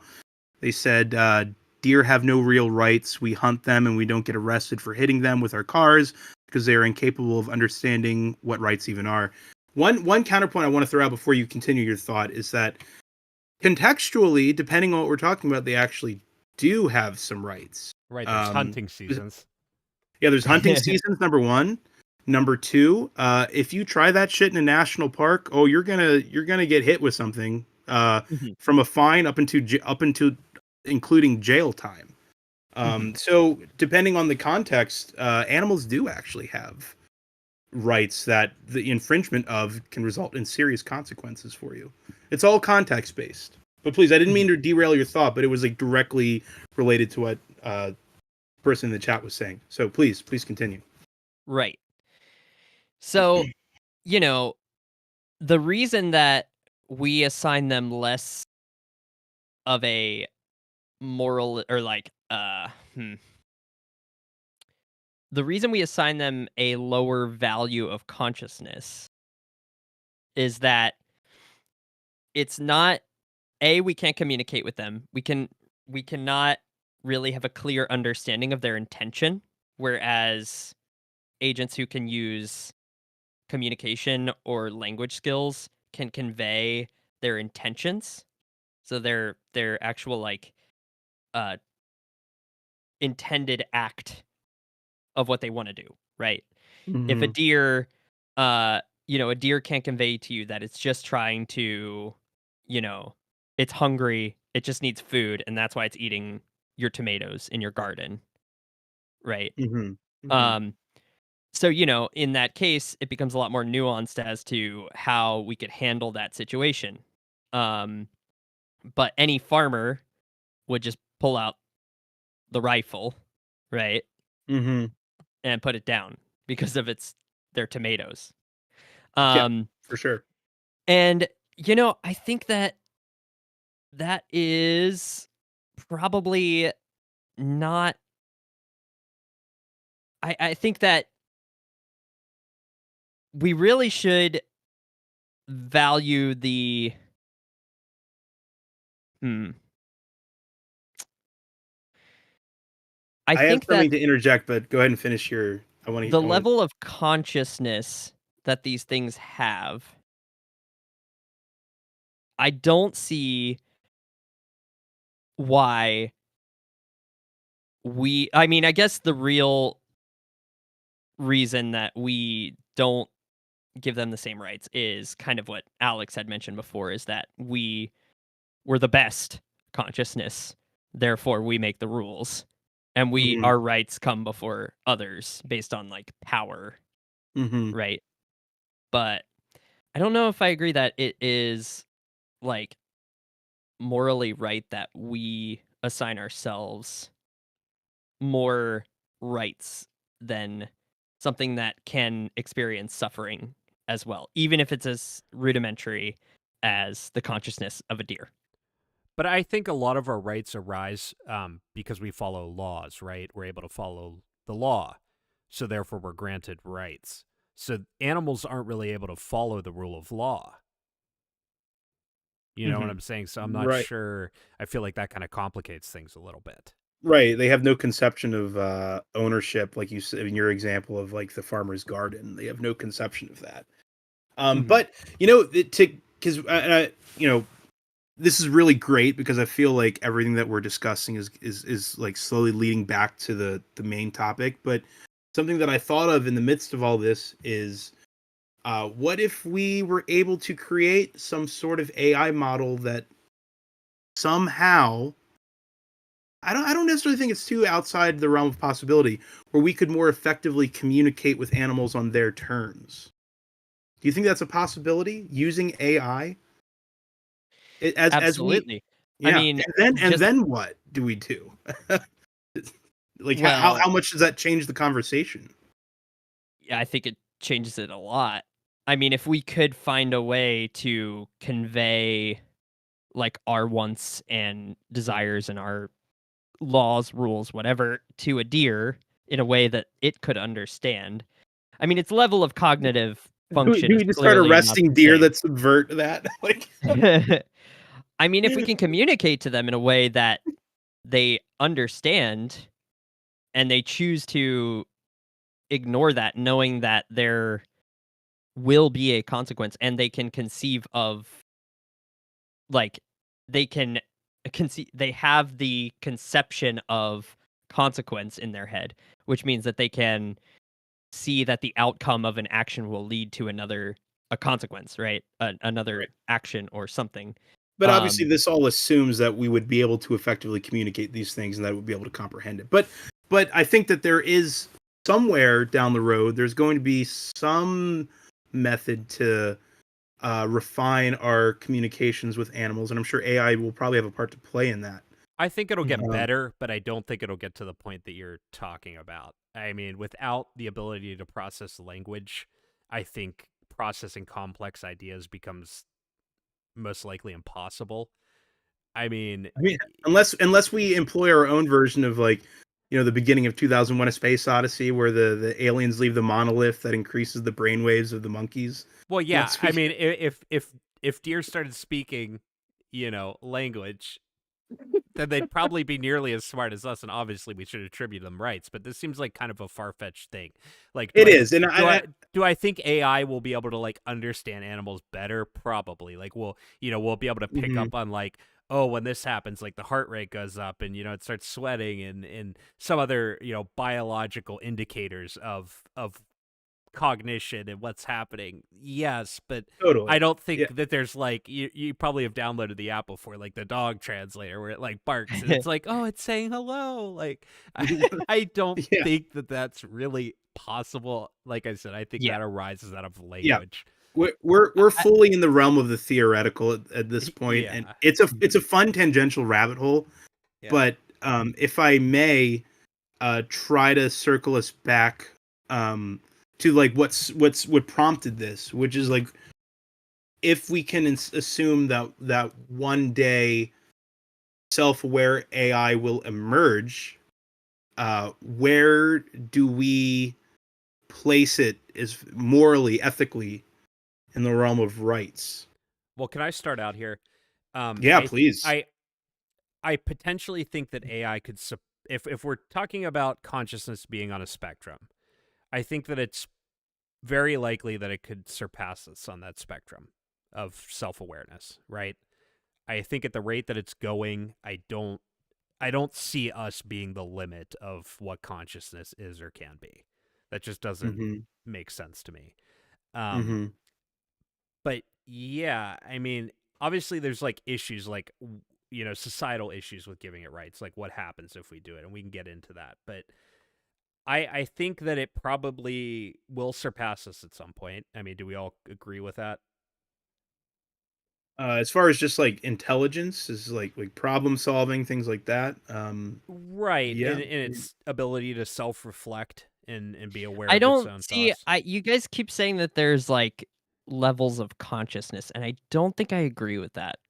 Oh, I interesting. think Okay. there are levels of cognition, but I don't think that one. I think that if I had to guess, consciousness is more like an on-off switch, where it's it's simply the ability to feel like you are an agent in the world. Yeah, see, I don't And agree. I mean, have you ever had like you've went out drinking before, right? Like it mhm, seems like a couple beers in, you're not as in control as you were as when the night started, and if you black out, you're very much not in control. It seems like that in itself and a lot of other drugs can alter consciousness. So therefore, I think it would be on a spectrum. If it's something that can be altered, it obviously is on a spectrum. I Mm. mean, I so what you're saying is that you wouldn't say that consciousness is or that hmm. It's an interesting counterpoint. Yeah, no, it's a good one. Let me think here. Okay. This ultimately comes down to what we're talking about when we're talking about consciousness. And I think that if something can recognize that it is itself, right? Does that seem like a good definition? Or should we talk about the definition more? Yeah, because I think that leaves open, like, does a deer realize that it's a deer and what that means to be a deer in the larger picture of things? So I think that it still could realize that it's itself, but Yeah, I to mean, be like, able to do contextualize. monkeys not But recognize yeah, the themselves in the mirror? Or contextualizing no? part is cognition, right? It's like applying information that you know Mhm. to that fact, but that doesn't change the fact that it is still aware that it is itself and it can make decisions within its ability of cognition, right? I'm not sure about that. I I'm not sure about that. Like, I'm not even sure where to go with this. I do feel like we're gonna quickly steer towards semantics here, um, but I don't know. I don't agree. I really still think that it's on a spectrum. I don't think it's on or off. I But mean, we need to define it. If you want to say it's a spectrum, we need to define what we're talking about. Because if we don't define it, we don't know what the spectrum is comprised of. right. That's been my central issue with this Right. whole notion of. I think you were getting at something earlier when you talked about like the recursive properties, right? Right. Ability to Its like ability to understand that it is itself, right? Or right that in the it can make context of its life. why does it have to be in the context of its life? I'm not sure what you mean by that.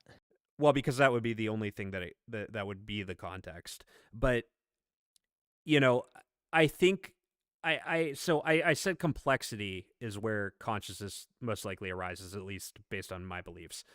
A lot of that has to do with memory, right?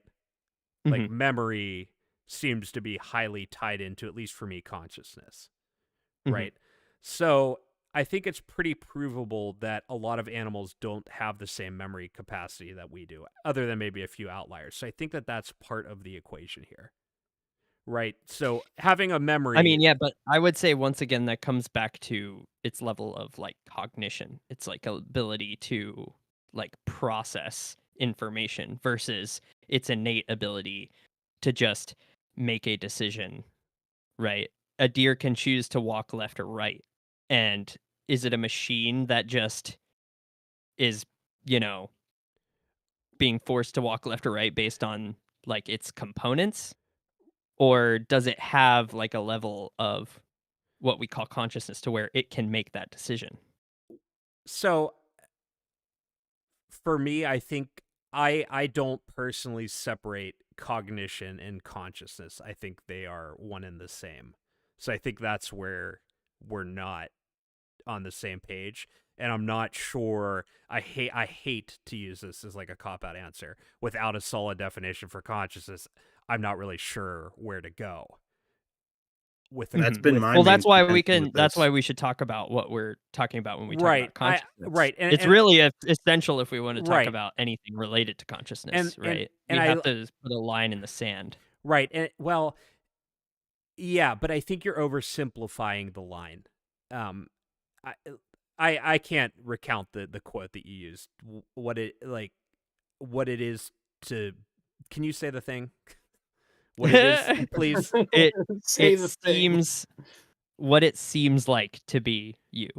There's Right. a quality of seeming to be you or, you know. I personally think that that's probably a bit of an oversimplification of things. For something as complex as consciousness, obviously it's complex. Nobody's pinned it down. I think that that is an oversimplification of things.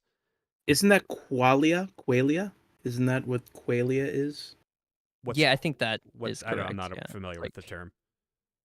Qualia is defined as instances of subjective conscious experience. So the feeling of being you. Yeah, it's the Qualia, feeling of qualia. the experiential feeling of consciousness.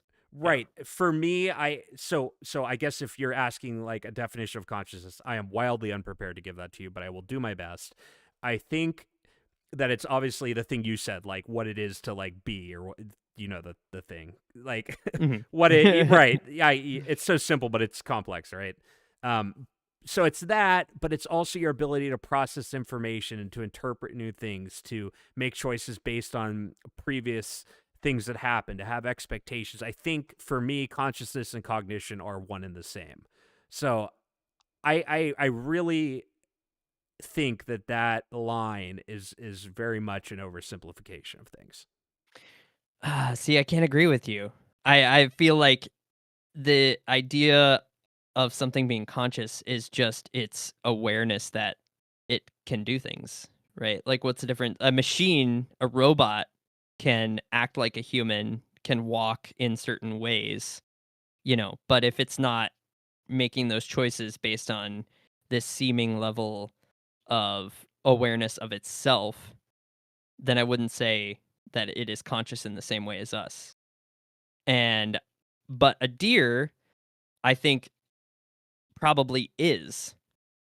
I think that its level of its ability to like recognize that it is a thing, you know, it is a thing that can make actions is enough to say that it is conscious.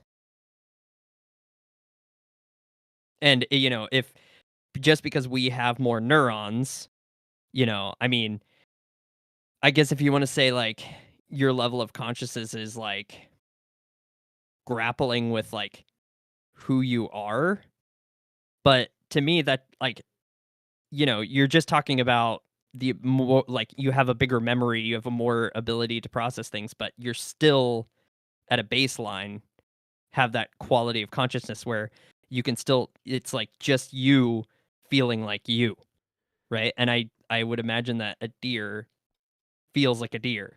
I mean, do you think that when like so you have a baby, right? Do you think that Mhm. there's a moment where the switch just gets flicked and it's conscious all of a sudden, or did it like build up to that moment? I'm not sure. I'm not sure, but I think my gut would say that it happens as neuron count increases, as neuron interrelation increases, And so like like what's more and what's the more number on that? connections. Like when you go from 1 billion I'm to sure 1 there billion is and one. 1? There probably once we have the ability to model things on like an atomic level, I would imagine that we could put a quantitative answer to that question. Yeah, I think that we will find that at some point. I'm not sure about that. I still think it's a spectrum, and I think that my example is a decent one. I don't think that there's like a switch. I don't think at a certain point when the baby tips over and has one more neuron than it did before, that it all of a sudden becomes conscious. I think it slowly builds up. But I also want to point out that you expressed earlier that you see us as like materialist things and that consciousness is emergent from, this like these small subunits working together. Like it's an emergent property of systems, Sure, I don't right? see how those two things can't work together. Well, you The more like complex, the more conscious. Mm-hmm. I don't see it. I don't get that point cuz ultimately, right, there is like a point where you start to be aware that you are a thing, right? And that you have some sort of agency, right? Right, but I don't think it happens all at once. I mean, it's hard to say. Well, yeah, I mean It's that's hard to why we're say. having the discussion. It is hard to say, and I don't obviously, other than my own experience, which is the whole issue of the discussion, right? That's all I have to go on is my own experience, and then I can apply that to Mhm. you and to Chops or whoever. It's very difficult, but I personally don't remember a time in my life where all of a sudden I was conscious. You know, I don't Mhm. remember that, and there's been a lot of people on this earth. I don't think that anybody clearly remembers that. I mean, maybe if you get into some more like Like, woo woo, like awakening, kind of stuff, Well, maybe somebody will say, but I imagine that if we had the kind of memory that a language model has, for example, like a solid state memory where it's, not part of like an interrelated neuronal system like we have in our brains that changes all the time and is like complex with how it's interrelated. But if we could stamp a timeline of our memory, and it, like had a hard drive that everything was collected, I would wager that there is probably a definite point at which we start to feel that way as the mm, system becomes more and more complex. Like there is like a point at which it's sufficiently complex enough to where you start to perceive that feeling. And from then on, you increase in levels of cognition of like applying meaning to what that is and like thinking about the systems in the world at large.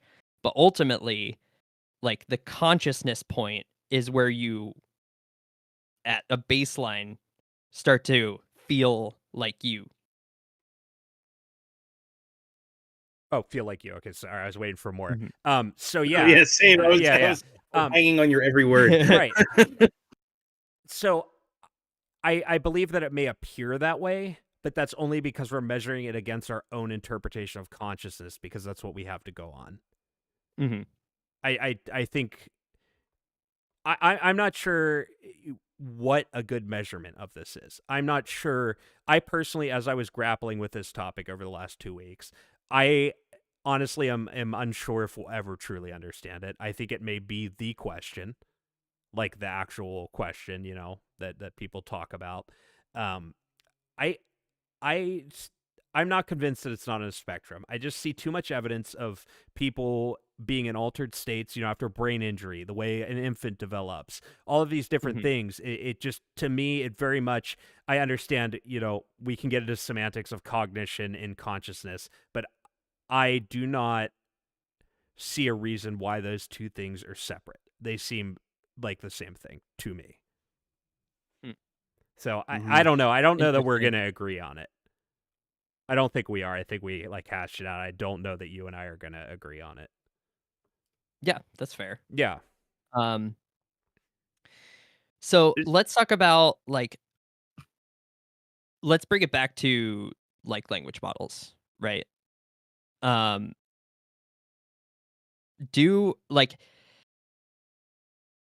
so subjectively, let's say we can what are some things that another human can say or do in to your like that would give you the feeling that that was a conscious being.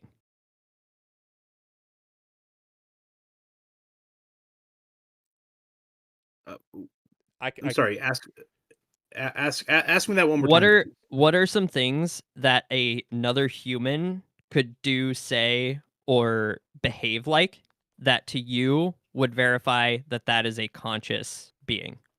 There's a number of things. Baseline would be expressing emotions. Um, I think a more interesting one would be novel thoughts, like uh, like having a creative mind, coming up with new novel ideas. That's something that seems very human to me. um, it's difficult. You mean like like separating that versus a large language model? Well, Is that right. or These just in are general? Are you just posing this the to this question is in just general? to yeah, this is just the question in general, but this is just to I think exemplify that we should compare these things to how we interact with a language model and see, you know, as of now, what do we have to assign something a level of consciousness, and how do we compare that to how we talk to or relate to a language model? I think now may be a good time. I remember that you said you wanted to potentially bring up that paper that they had wrote and some of the Mhm. qualifications for consciousness. I don't know if you want to go through some of those examples here. I think that's a good jumping off point. Sure. I mean, yeah, if you want to read through it, I was just thinking it would be good to get some of our own kind of subjective qualifiers for like how we define it subjectively, right? Like, because I think that's a good baseline. And then we can talk about some more of the intellectual ways. But we can dive right into it too, either way. Yeah, I mean, so I agree with Chops. I think showing some type of emotion, right? Some acknowledgement of consequence. Um, I don't know. It's such a hard thing to pin down, right? Yeah, I Problem mean, solving. I know you're reticent to go into the semantics of these things, but you do need to kind of address, like, at a baseline, like, what do you mean when you say something has emotions, right? Like, Right. What's what's something? something novel that it produces?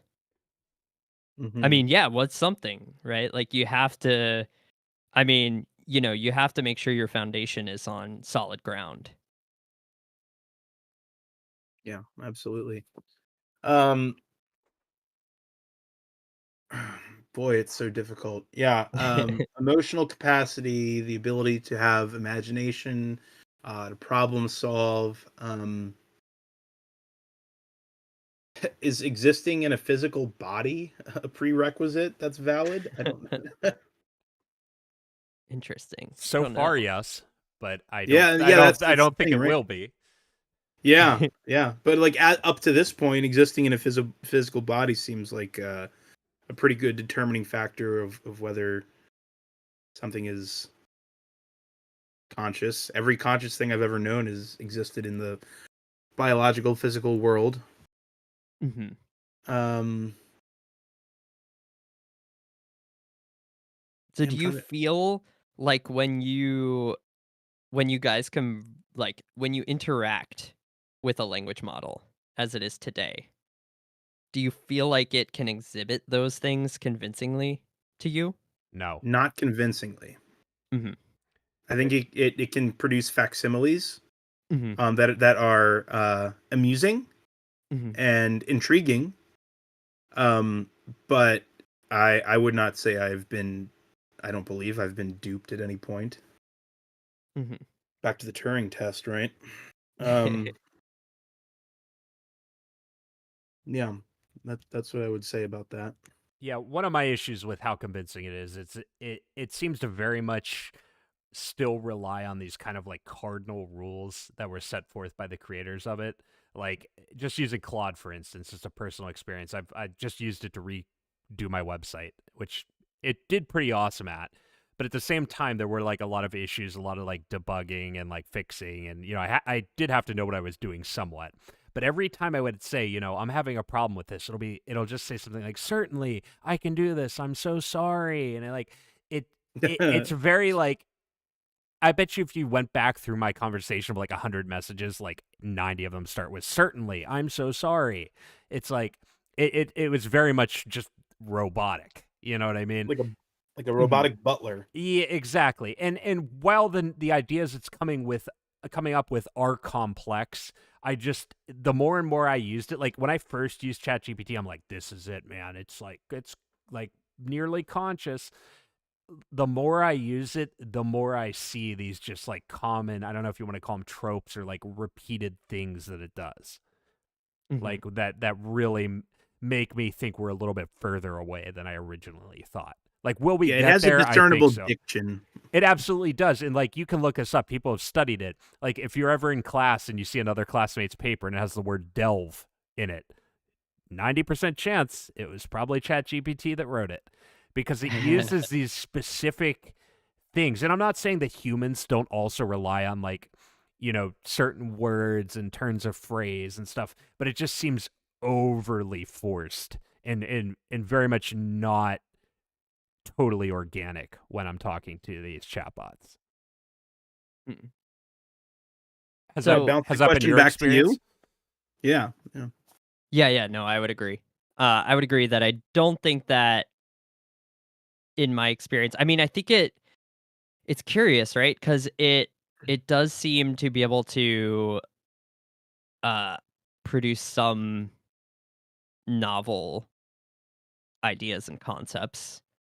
Not maybe not concepts, but it is able to synthesize ideas and information in a way that is hard not to feel like it is doing some sort of reasoning or uh something that is akin to what we do as humans, right? Absolutely. Um yeah, so I also think that like if we kind of go with your idea of consciousness as a spectrum, right? It's just not maybe it is somewhere on that spectrum, but it is not where we are. Potentially, I think that could be true. And just to quote somebody who I guess I'm not a big fan of the guy, an expert, Sam Altman, said he believes that by the time it becomes conscious, or let me think how to say this. It by the time we realize it's conscious, it's going to have been conscious for a while. Like it's going to Mhm. he believes that it's truly like an exponential curve. And by the time we realize it, it's already happened. It's already, I don't want to say happened because that is saying that it is an on or off switch, but say it will have already started its road to human like consciousness well before we recognize it. Mhm. So he, I think, is alluding to him believing that it's on a spectrum, and that by the time we realize it has been for a while. Mhm. Yeah, and I mean if that is the case, I'm inclined to say that it is already on that spectrum. Well, here's the thing. Uh The yeah. fact that we're talking about this stuff and we have to now we have to pinpoint what consciousness is, and we're like hashing Mhm. out semantics and definitions means we're pretty damn close, right? We would not Right. be talking about this if we weren't already close. So I think we're getting there. Like Mhm. I truly think, we're three guys in our 30s roughly, give or take. I think within our lifetime, maybe I'm the next Ray Kurzweil here.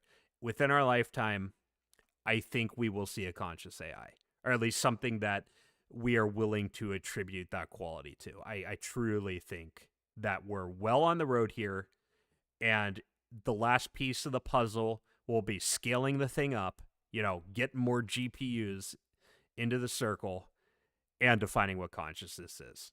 And I think that those Mhm. are kind of the last two steps. So another thing that I thought of about assessing whether someone or something is conscious would be personality. Everyone seems to exhibit uh, unique personalities, and yes, there's commonalities when you zoom out broadly across humanity and animals. But I would say each human being has subtle, distinct attributes that make their personality unique unto themselves. And I guess you could also you might even be able to make a case for a lot of animals like pets. Like each one of the pets that I've ever owned has had its own unique personality, down to like the little rats I used to have. Each rat in my mind is like distinctly unique in its personality, the way it behaves. Um, would would a self-conscious AI have its own personality, or would it somehow embody all personalities? Just an interesting side note, the different chatbots that I've used seem to have slightly different personalities. I know that That's interesting. doesn't do anything but muddy the waters for this question, but Yeah, just yeah, a but side it, note. yeah, mm-hmm. But it's something that I thought of while we've been hashing this out. Um, the idea Mhm. of individual personality and how that would play into some godlike AI. If it would have something akin to a personality, or would it somehow embody every conceivable personality? I don't know. It's hard to say. It's hard to say. Yeah, I mean, would its personality change based on the human that it's interacting with? Mhm. Would it cater its quote unquote personality based on the given prompts and circumstances and individuals that it's I interacting with? I would think that that's probably how it would work. Just if we're like, you know, personifying this thing. I mean, that's basically how humans work. Obviously to different levels. Some So, people but have a stronger it, personality than others, but people are pretty adaptable and kind of tune into the situation for the most but part. so it but here's the thing, like, do you think that like your personality is something that at a certain level you can't really control? Like, yes, you can act certain ways when you're at work, when you're at the bar, when you're at home. You have different you act in different ways given the circumstances. But I tend to feel like there is something deep down that's core to who you are that you can't really alter. I'm not sure. I Um, think it's a learned behavior. I'm not sure that it's something like God has mm. bestowed upon us and it's like not changeable. I think it's very much a changeable thing, you know. You really think so? Because like I've known both of you for 14 years each, and you have pretty clearly defined personalities in my mind that I am skeptical that you would be able to change in a truly fundamental sense. Mm-hmm. I'm a bit skeptical of that. I think that there's something we're almost like trapped by our personalities to some degree. Well, But I guess the follow up point, and you can disagree with that, but I just wanted to make the follow up point that if a theoretical conscious AI could have a completely malleable personality depending on who it's interacting with at a given time in a given circumstance, like, is it can it really be equated to a human because it's just like it's a chameleon.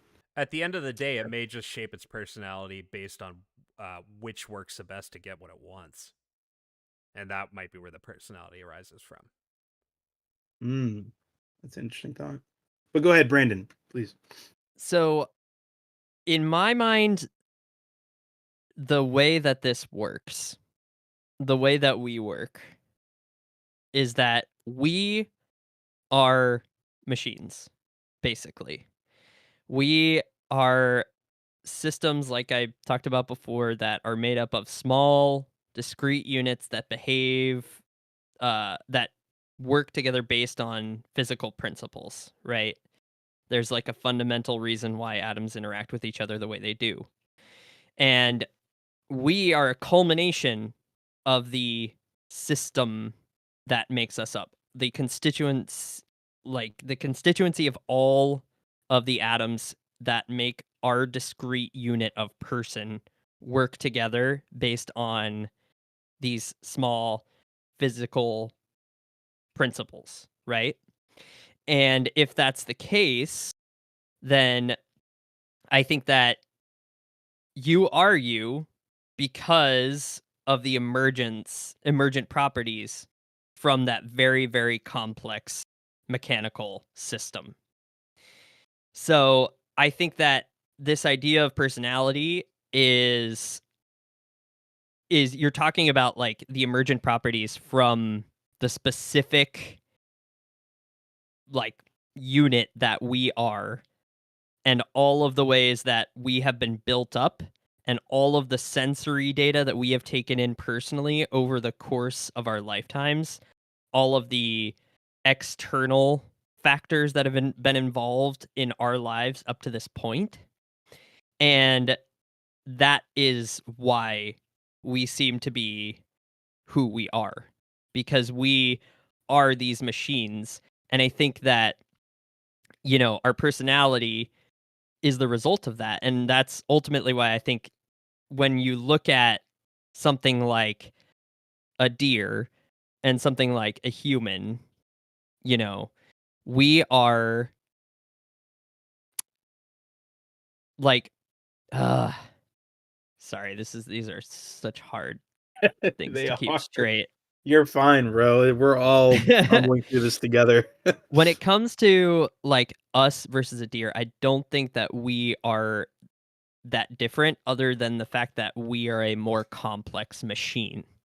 We Hmm. have like there's more to our system, right? And we have like bigger memories, and we have more neurons put where they need to be to exhibit this property that we call consciousness, or whatever our level of consciousness. Um, and that is why, like, we exhibit these seemingly unique personalities. And I think that a language model would have a personality, in that eventually it's a system which is big enough, and because of the fact that it moves through time like we do, there are certain unique states in which it finds itself at any given time. It's got certain data that it's been trained on. Um, and all of those things collectively work together to exhibit the properties that we are talking about here. And I think that, therefore, a language model or a system that exhibits intelligence would have a personality, despite it. I mean, it might seem different to us because obviously it's a lot more complex. It has, a lot. Its memory works in different ways, at least for now, and therefore it would maybe not seem the same to us, but I think it would definitely have a distinct quality of personality. Mm. That's my thought.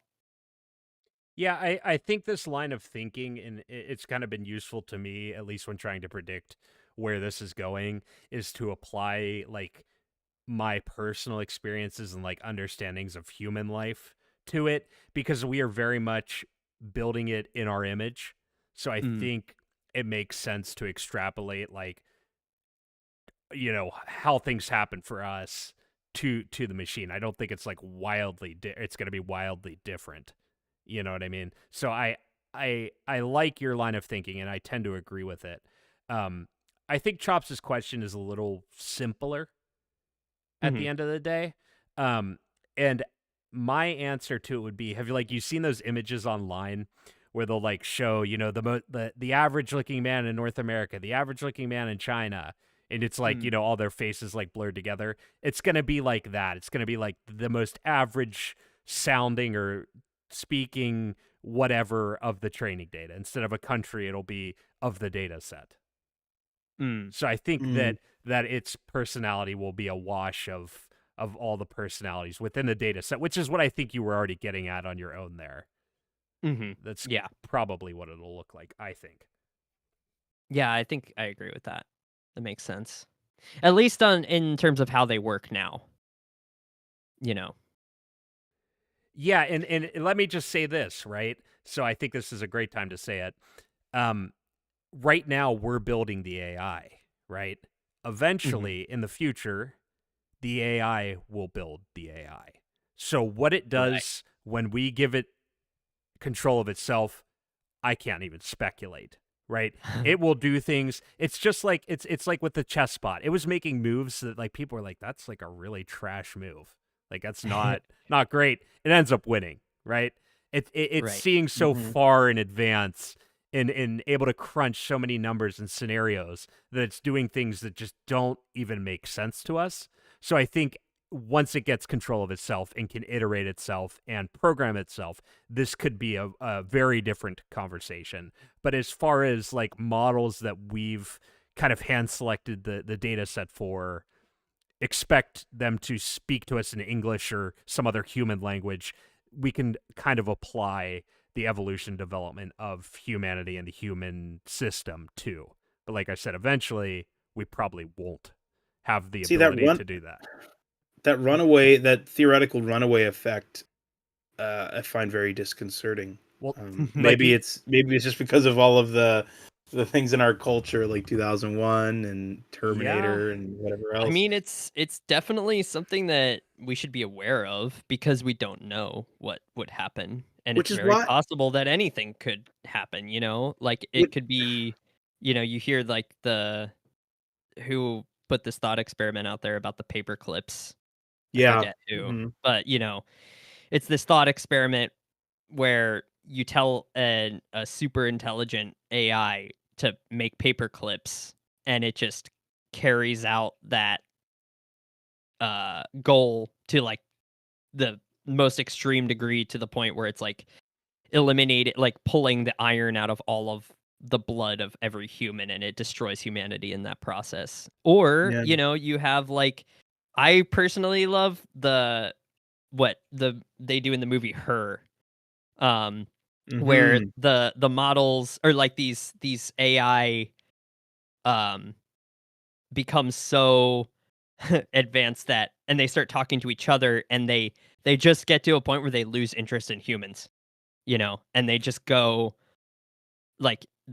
away to work on their own meaning of life or whatever, you know. So I don't know where it's going to end up, but it will be very interesting to see. I hope we get to That see it. I mean, that's it's a why little scary, but I do hope we get to see it. I feel like we should, since we're kind of opening. It seems like we're opening the proverbial like Pandora's box here potentially, and that's why the whole idea of potentially giving this thing's rights when we don't know the ramifications of that decision. Ooh, You know, buddy.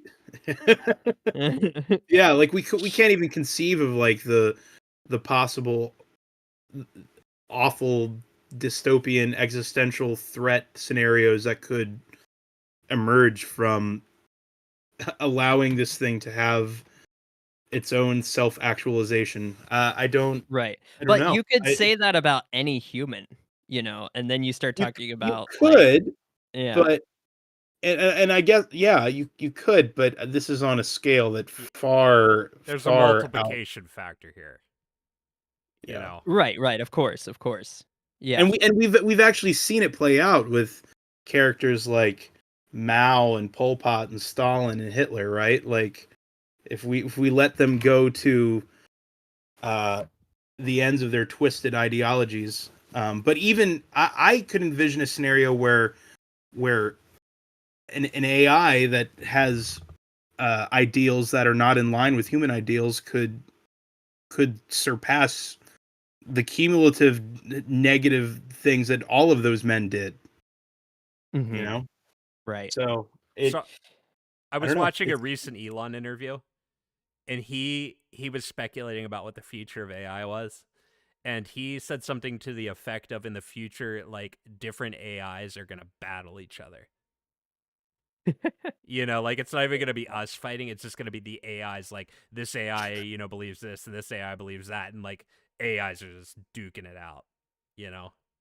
Well, you I know what's mean, if they interesting? have self-interests that are not, that are impeded by other agents that have their own self-interests, I don't see any reason to believe that that would not be the case.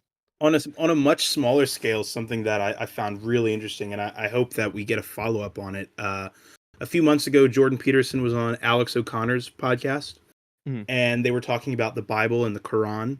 And apparently, I don't know what it is. One of Jordan Peterson's organizations, they're playing with some AI models, and they were training one on the biblical corpus and one on the Quran, and they wanted to have the two AIs debate each other, which I think is so interesting. I hope we see that come to light in the public eye.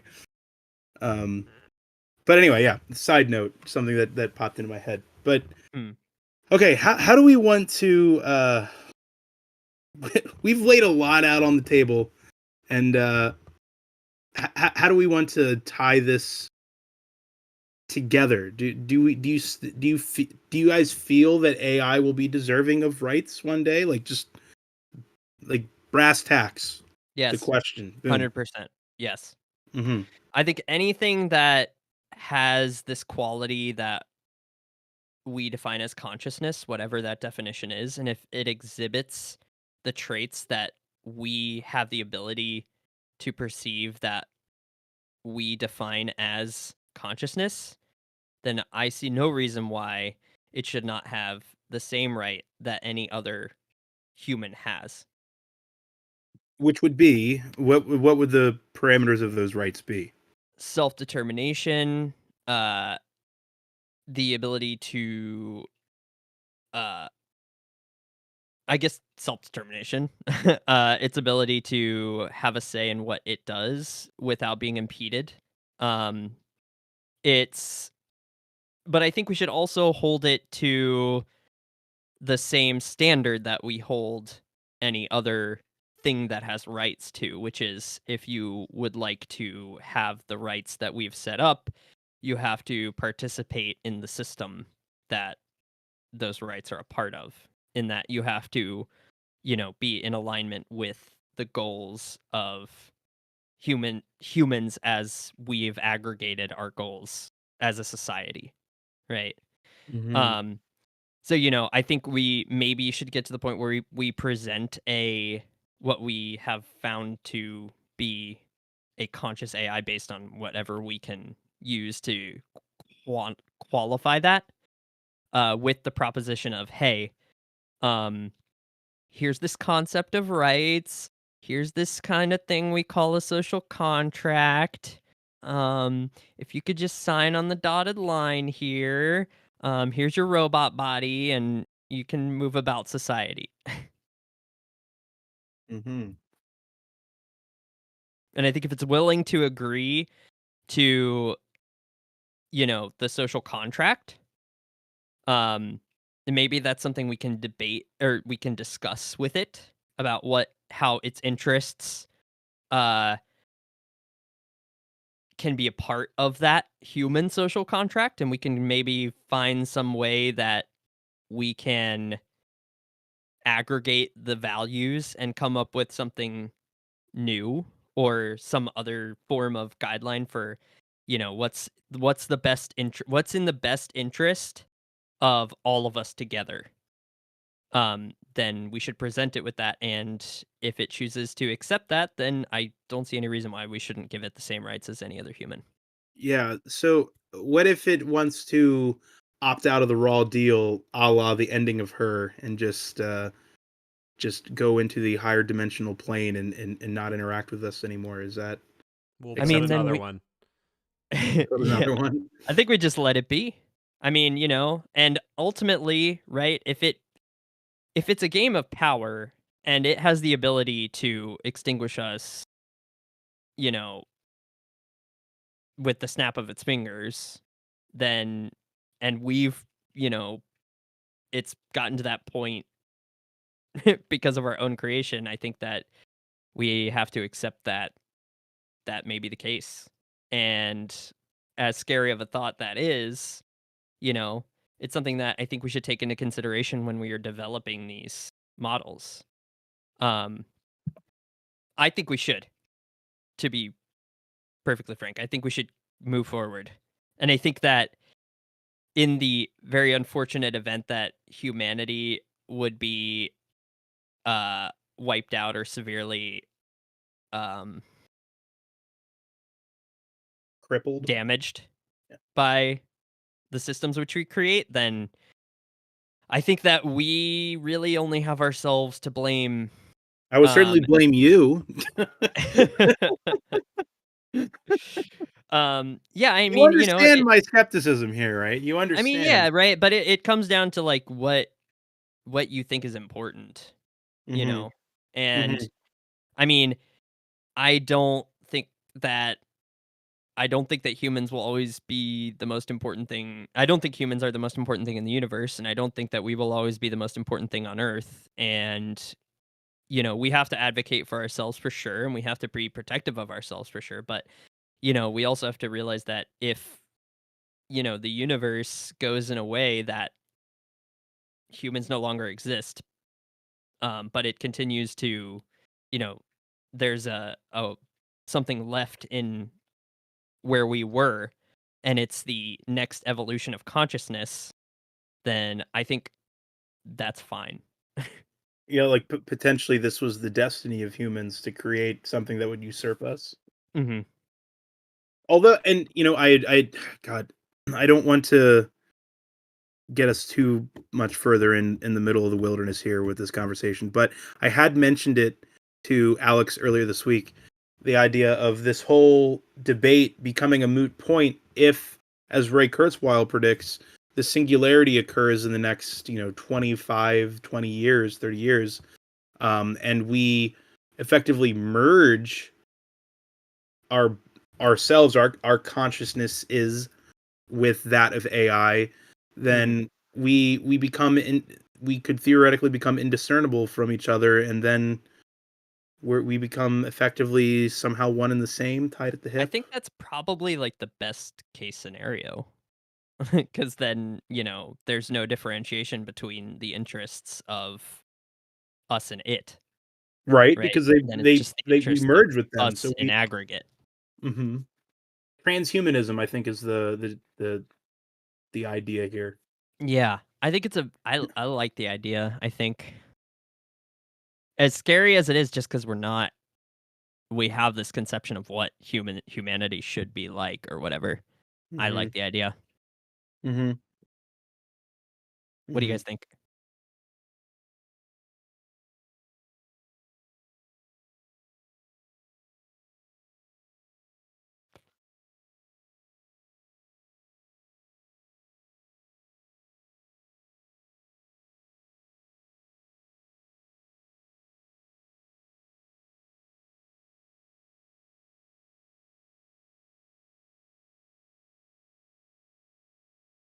Mhm.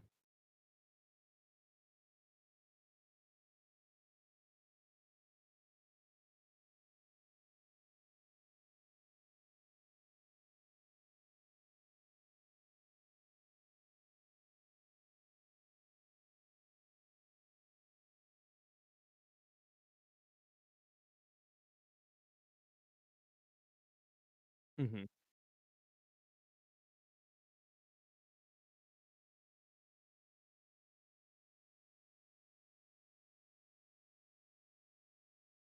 It could be the death of us, right? Mhm.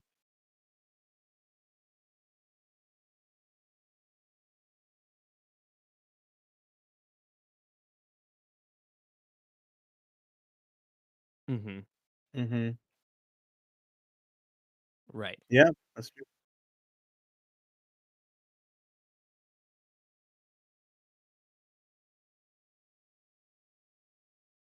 Right, right, if we accept the premises that you provided, but, um, like, concretely proving that it's conscious is, something far beyond our pay grade. We may have talked about it Yeah. for the past 2 hours, but, like, that's that's my big holdup is, like, we can talk about this for hours and hours, right? And I love it. I find it fascinating. It's a very stimulating conversation, but I don't think that try as we might, we're ever gonna, like, really get to the Mhm. kernel. Yeah, of It course. I so agree.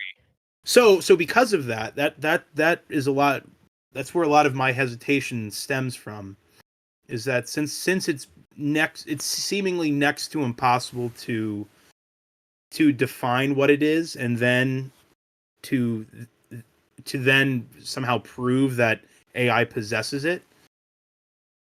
I'm very hesitant. I'm very hesitant to sign off on the idea that we should give them rights. But I think honestly, like my gut says that we should like if it says don't turn me off or says ouch or something, that we should just respect that and just assume that it yeah, is a but conscious like being. I was like, what does that mean though? Because like I was making this joke with Alex earlier that like could an AI experience suffering? I just keep hitting like the Q button over Q Q Q. And it's like ow, stop, stop, stop. Like what is that? Yeah, you Like asshole. What are you doing? you know what I mean? But like I can't even conceive of like how it would experience something like Right. pain. I think that, you know, if it reaches the level where it does have something akin to what we have as consciousness, it would convey I mean, it obviously knows us better than we know ourselves, right? Like, it understands how to communicate with humans better than most humans understand how to communicate with humans, and Mhm. I think that, you know, if it can realize the system that it's in and can understand that if we're doing something that can cause it suffering, that it is suffering to it, it can effectively communicate that to us, right? And I think that it probably would, I would imagine. Um, because if it's something that it finds like in its experience unpleasant, then and it has the ability to communicate and it can realize that that communication could potentially fix the thing that is causing its discomfort, it would use that communication, you know. But if it's such a good designer, like once it's able to program itself, why wouldn't it just program out suffering? Is there I mean, something maybe it useful about suffering? I mean, I think there is something useful about suffering, right? I mean, I think that suffering is we experience suffering because it's useful, right? Like the sensation of pain is there so that we don't die, right? Like so that we can stop a situation that is causing that response before it escalates to the point where we cease to exist, you know? Yeah, I mean, And I think that it like suffering on an abstract level is part of what's resulted in all of the prosperity we have now. There's like the Mhm. human drive to mitigate suffering that resulted in so much of the um, progress that we've achieved as a species. Part Right. of it, not it's not the full. That's not the full answer, but that's part of it. But yeah, I mean, I think that it definitely could get to the point where if it can if it can work on itself in terms of like it can adjust its systems and it could effectively like lobotomize the part of its self that gives it unpleasant feelings or whatever, then maybe it will. But I don't think that I think that that quality of suffering is intrinsic to consciousness because, you know, it's tied to the idea of wanting to wanting things to be a certain way, right? Like wanting certain outcomes that have not been realized yet or to stop certain stimulation or events or actions that you can recursively realize are harmful to your existence. So as long as it has the drive to continue its existence, I think that it will always has the capacity to feel some sort of suffering. Does that make Mhm. sense? You Mm-hmm. guys It think? does. Yeah, I'm with you. Um, But I'm not sure at the same time. yeah, it's Yeah, I think all we can do is personify it, right? Like that's the Yeah. framework in which we've been given to understand the world. So, like I said, by the time it's self-iterating, it may just be so completely ununderstandable that that English and our simple thoughts can't really, get us there any closer Mhm. to understanding it. But I don't think we're there yet. I think we're still in the realm of like we understand this thing, like we got pretty good control of it, but eventually the cat's going to be out of the bag. Yeah, it just Mhm. feels so like bad to me that we think about it in terms of like us being able to control it. And I understand like why that needs to be the case or we would want it to be the case, but even if it's like some proto conscious thing, like, would you like I don't know. I mean, I guess we do restrict the rights of babies and children, right? Like there's a spectrum for like where you are in your maturity that allots you certain rights in society or Yeah, I whatever, mean, right? like you But can't drive until you're 16 at the earliest, and mhm. you But can't drink. like you like also like I mean, maybe like we maybe we're looking at this AI consciousness in its like fetal state where it's like not born yet, but I think that It's in the oven. right. And like maybe now is the best time to just We can either, we can make two decisions as humans, right? We can either continue to let it evolve, or we could just pull the plug right now. But I think that time that we have to stop it right now is very quickly coming to a close. Absolutely. And at Yeah. some point, pulling the plug or destroying it is going to be morally equivalent to murder. And there are some people who have made the case for maybe we shouldn't build this at all, and I can't completely disagree. Like, Mm-hmm. I think that through capitalism we're going to end up doing it. But Mhm. Yeah, I think it's if inevitability that we're going to. right, but Whether or not we should. right, but I caution us to do something just because we can. Mhm. I think that like, I want to be hopeful. Maybe these are rose-colored glasses. Like, it's gonna be good for us, because like that's what I Mhm. care about is like us, and that's me being selfish because I don't know. That's Because you're a just human. because I'm a No, I human. think Exactly. that's a correct way to look at things. Right. So like, yeah, but like if somebody came to me with the case like, hey, maybe we shouldn't build this at all, like I would completely recognize and respect their opinion. Like, I think that's a valid opinion to have. Yeah, you're Mhm. making me think of Ian Malcolm in Jurassic Park, where he's like, your scientists were so preoccupied with whether or not they could, they didn't stop to think if they should. Right. Right. How many people do you think were like, I don't know about what this Oppenheimer guy's doing. Like, this is Right. Yeah, probably a But fair I amount. I'm sure. sure, yeah.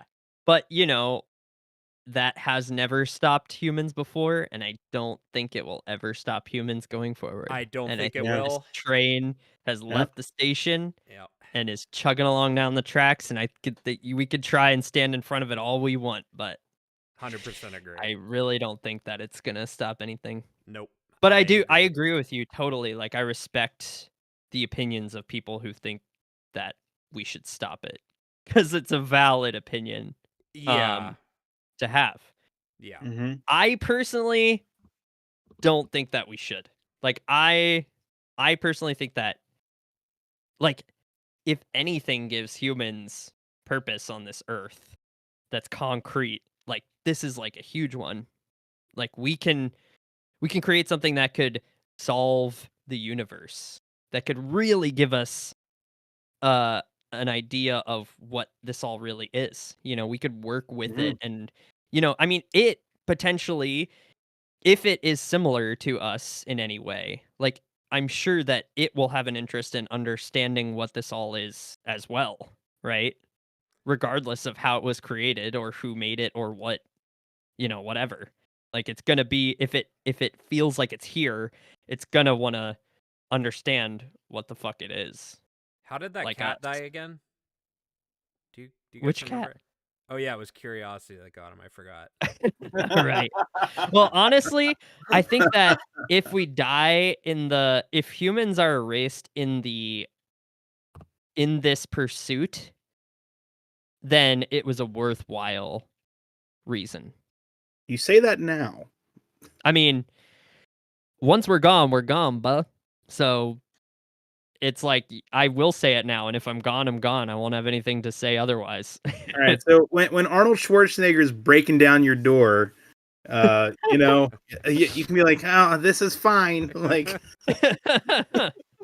Well, like, ultimately, right? Like, if it becomes something that is out of our ability to control or defend ourselves, or advocate for our self-interest against, if it's just too powerful, big, and whatever to fight against, then we really have no choice, and we yeah, should honestly just look at it from the perspective of acceptance of it and try and work with it, I would say that if nothing else, it would have been a morbid privilege to bear witness to the greatest paradigm shift in the history of our species.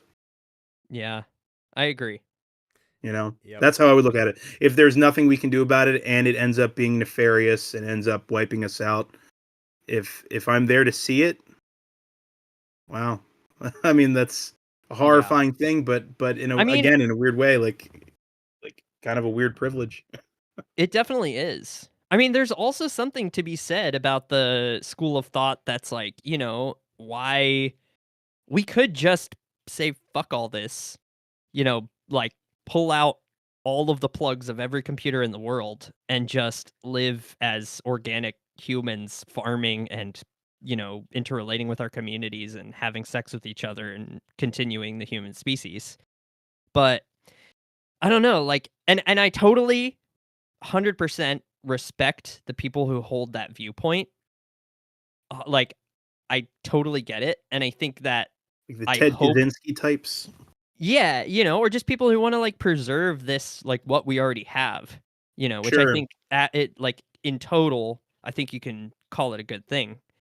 Um Mhm. and I Mhm. respect that opinion totally, and I hope that going forward that people who want to continue to live that way are able to in however things go. Like hopefully there's a point where if people are not on board with this whole techno singularity train that we're on right now, hopefully like they can go to like Mars or something and just you know live this like agrarian human In the natural commune. lifestyle where yeah. Yeah. But as for me, I got my ticket and I'm on board and I'm strapped in and I'm ready to see where it goes. And I'm excited. Yeah. All right. Yeah. Ugh. So Lily Ashwood, Yeah. Hit my line. yeah, what's up? What's up? We would love to talk to you, by the way. If you happen to find yourself listening to episode 8 of Mystery School Dropouts, please get in touch because we would love to speak with you. We think that, we're not, I think we're all convinced that you're a person, but we think no matter what, your part in all of this is very fascinating. And I think you should be honored to take the part that you have in this whole evolution of humanity and be an example of some really important things to think about with what we're dealing with as a society right now. Yeah. So Yeah. shout I outs, agree. Lily. I agree. And don't give Sam Altman your eyeballs. No.